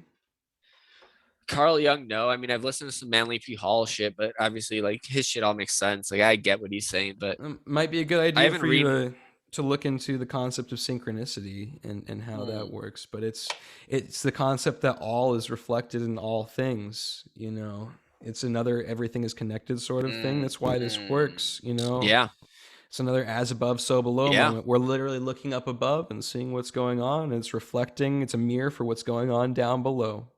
Yeah. I mean, it completely, that like me slipping that disc completely changed my whole like view of like everything. Cause like I slipped my disc right when I met my girlfriend, kind of, Yeah. Well, Uranus is also in that 9th house, going along with that 9th house shit. And that's the house of like higher faith and higher learning and stuff. So that really probably transformed your perspective on faith and these sorts of things.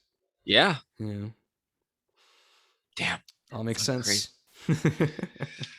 Yeah, man. So we could go on forever with this stuff. Let's see. What have we not dug into? I mean, we didn't really dig into maybe Saturn. We talked about Saturn a little bit. It's retrograde, which is another thing. That's the only thing that's retrograde on your chart. I don't know what that even means. Which when a planet is retrograde, it means it's appearing to move backwards in the sky. Right. Don't know what that means, but okay. So like, I kind of get it. The planets move one way, right? But do we know like all? You know what I mean? It's like I get what you're saying, but yeah, for sure. Yeah, so it's just, they start moving backwards through the Yeah, signs yeah, instead of the normal natural progression. And so like yeah. the symbolic thought with that is usually the planet's like turned inward on itself. It might be a little more hard to activate those energies. It's like this, if this planet were a character, it's run off to the woods and it's in hiding and you have to coax it out, So that's But it's my also more, Saturn. yeah, your Saturn. So it's more inward. Your And what sense does of Saturn boundaries. mean? Is that my Atlantis now? My No, fucking Saturn. parasite? No, Saturn is boundaries. It's the teacher of the Okay. zodiac. Saturn is Satan, but it's like a thing where like you may encounter hard lessons usually. Interesting. So Huh. with Saturn is in Aquarius for you, which it's in Aquarius for me as well. It's just a little further along. It could be learning boundaries through your need to be cool, and chill out. And I mean, it's in your house of 10th house, which is the house of reputation and career. So, maybe hard. That's why I asked earlier, like, do you get into trouble when you post these things online or whatever? No, dude. I Okay, mean, well, I that's feel good. like Maybe not. I feel like my whole life I've been like that cool cat that like people just find like funny. Like I've always been Mhm. like the class clown. Like Yeah. Cool. throughout all of my life, I've always been that funny guy. Well, But Saturn is but acting like but harmoniously within you because you have a but like he's like trine. that crazy guy, because I've Hmm. always been like that fucking, Yeah. conspiracy guy. Like my Yeah. whole like I mean even Yeah. like fucking even in college, it was always like, but I never pushed it, and it was always just like yeah. Well, here, let me read a little thing on Saturn retrograde. But like that makes sense because like Saturn for you is not a tension aspect in your chart. It's a See these blue lines? It means Saturn for you is in a harmonious aspect with Mercury and the Sun. So it means your communication and your ego are in harmony with Saturn, and it's also retrograde. So you may have a strong sense of internal boundaries, and it's an Aquarius, which just means like you're cool. Boundary issues are Yeah. just I you mean, don't I let them feel like affect I'm you too just much. chill, with like everything. Like I have no emotion towards anything. That makes sense. Like I don't judge anyone. I don't, Yeah, and you got the only tension I've aspect to your emotions is the Pluto thing that we talked about. Everything else is Oh harmony for yeah, you. what's the Pluto thing again? Oh, that was the deep transformational energy in Oh, the that's house of right. relationships and the detective. So you're like looking deep into people and you're learning through your Mm, relationship and understanding of other people. mm. Yeah, so we go and we look at Saturn retrograde here in this book. I love this too. This is a What do book you had a book? yeah, it's a book by Stephen Forrest called The Inner Sky, and it's a good. His perspective is pretty good. It's much more grounded than Your a lot of other podcast is about to be books. like 5 hours long, by the way. What the It fuck's is. going on? We can stop. We can stop soon. We No, can yeah, stop I mean, anytime. I'm I'm not down really whenever. worried about the length. It's I'm just not. Okay. yeah, but we're probably getting to the end of the road here. So Yeah, I mean, I think we're about 3 hours in, a little over 3 hours. Jesus. So this will be the last thing. How's that? Oh, So dude. I mean, Saturn is retrograde. So Saturn is retrograde. It indicates deeply rooted self-sufficiency. May indicate a loner, enormous reserves of inner yes. strength, emotional self-discipline. May have a hard time saying no. Interesting. I mean, I definitely am a loner. Wait, you said tough time saying no? Mm-hmm. It's not like Yeah. it's just like it may have this problem, and it also depends on Yeah. how it's interacting through the sign and where it's what house See, and all like that. me, like I'm always that guy when like my friends are like, "Yo, fucking come out to the bar with us." I'm just always like, "Nah, dude. Like I don't want to do it. Like I never want to do anything but just do what I want to do." You know what I mean? Yeah. And if it's not like doing this or like learning more about life, Mm-hmm. then I don't give or like, play my video. Like I'm so content with just chilling by myself Yeah. all the time. Like I have 2 dogs. Like I'm grateful for just, walking the dogs, like hanging out with them, playing with them. I got my Cool. girlfriend. She's always like, why don't you ever want to do anything? I'm like, I don't really care to go out. Like if me and you go out in like Florida, I love that shit. Like I love, like new adventures, but just to go out, just to go out, not my cup of tea, like I don't want to Yeah, talk to man. people. I don't want to like fucking interact with people that aren't on the same level of life. Yeah. And it's always just like, I'd rather just play my video games. And, I mean, I don't have to like talk to, it's like we're Mm-hmm. just on the same scale of who's better than each other at the video game Yeah. at that point. Cause I play like, obviously like first shooters, like league play, like way higher stuff. in that sense, where it's like, I don't know. I just don't care to do all like the stupid, like normal shit of just going out to just have a drink, and unless it's like with someone that you enjoy, you know? Right. Like, I don't want to talk to like random people. Like, yeah, I have nothing in common with you. Literally nothing in common with you. I'm so deep in the rabbit hole of life that I have nothing to like to fucking say to you, unless it's like you will, you know, like random people that I meet online. My friend, I probably have like 5 friends that are all into this shit, and that's about it. Like, where I can just send them stuff where it's like, oh, they get it. You know what I mean? Yeah, man. And Yeah. that's it. Like, that's about my connection of the whole connection is about 5 people.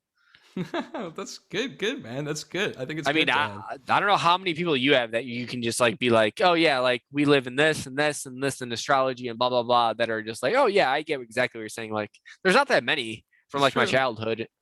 You know what I Yeah, mean? me Like, it's neither. Me like neither. we shift through times and now we find like new people, you know? It's like, are we finding ourselves? Absolutely. Just like, am I just talking to myself, Well, we're always just finding explaining ourselves. myself? I think that's why is it people just love like each a other fucking is that kaleidoscope? they see themselves. You know, Yes. you see yourself in another, and that's what you fall in love with. Of course. That's why like I found you and Will like in the recent times, you know? It's like, Right, man. and that's Right. why we just can talk normally and it just feels natural, and there's no like weird like, I It's don't know the what you're talking best. about. I don't know what you're talking about. Like, it's just It's the all best. it's just all flows. Like it I mean, the whole thing makes sense. Like, Yeah. like, you know, this chart, and I'm like, that makes sense. Mm-hmm. I'm just learning from you. Cool, man. That's why I'm doing this. I'm just trying to find Yeah, more dude, I friends, love this man. shit, dude. Truly just trying to find more friends. I love this. Yeah.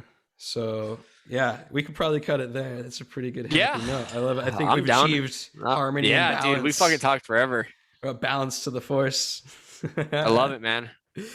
Yeah, Hi, man. dude. We should definitely get one with me, you, and Will. I don't know if it's even if it even has to be a podcast. We can just fucking just, you know, just Yeah, shoot the man. shit and see what we come across at some point. It'll be fun as fuck. Absolutely.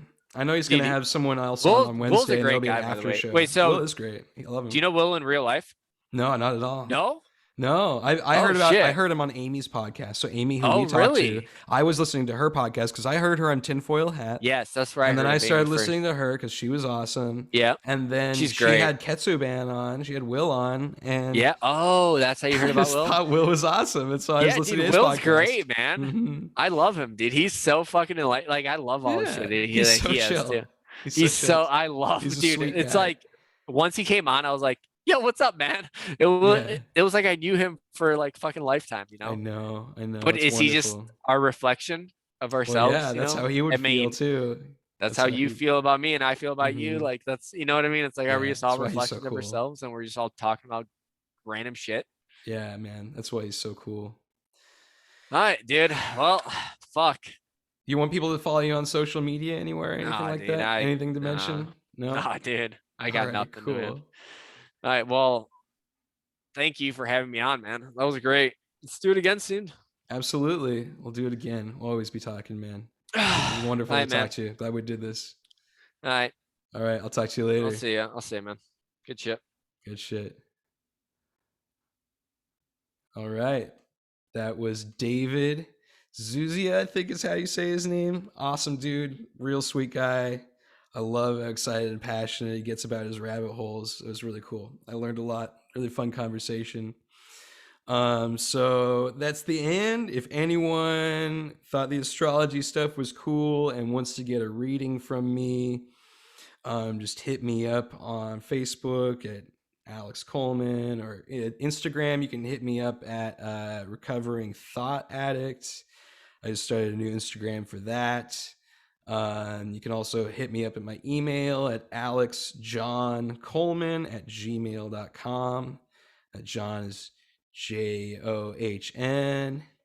I think that's where the H goes. I always forget how to spell my own middle name. Isn't that hilarious? Anyways, yeah, you'll if you want to hit me up, you'll find out a way to hit me up, I'm sure.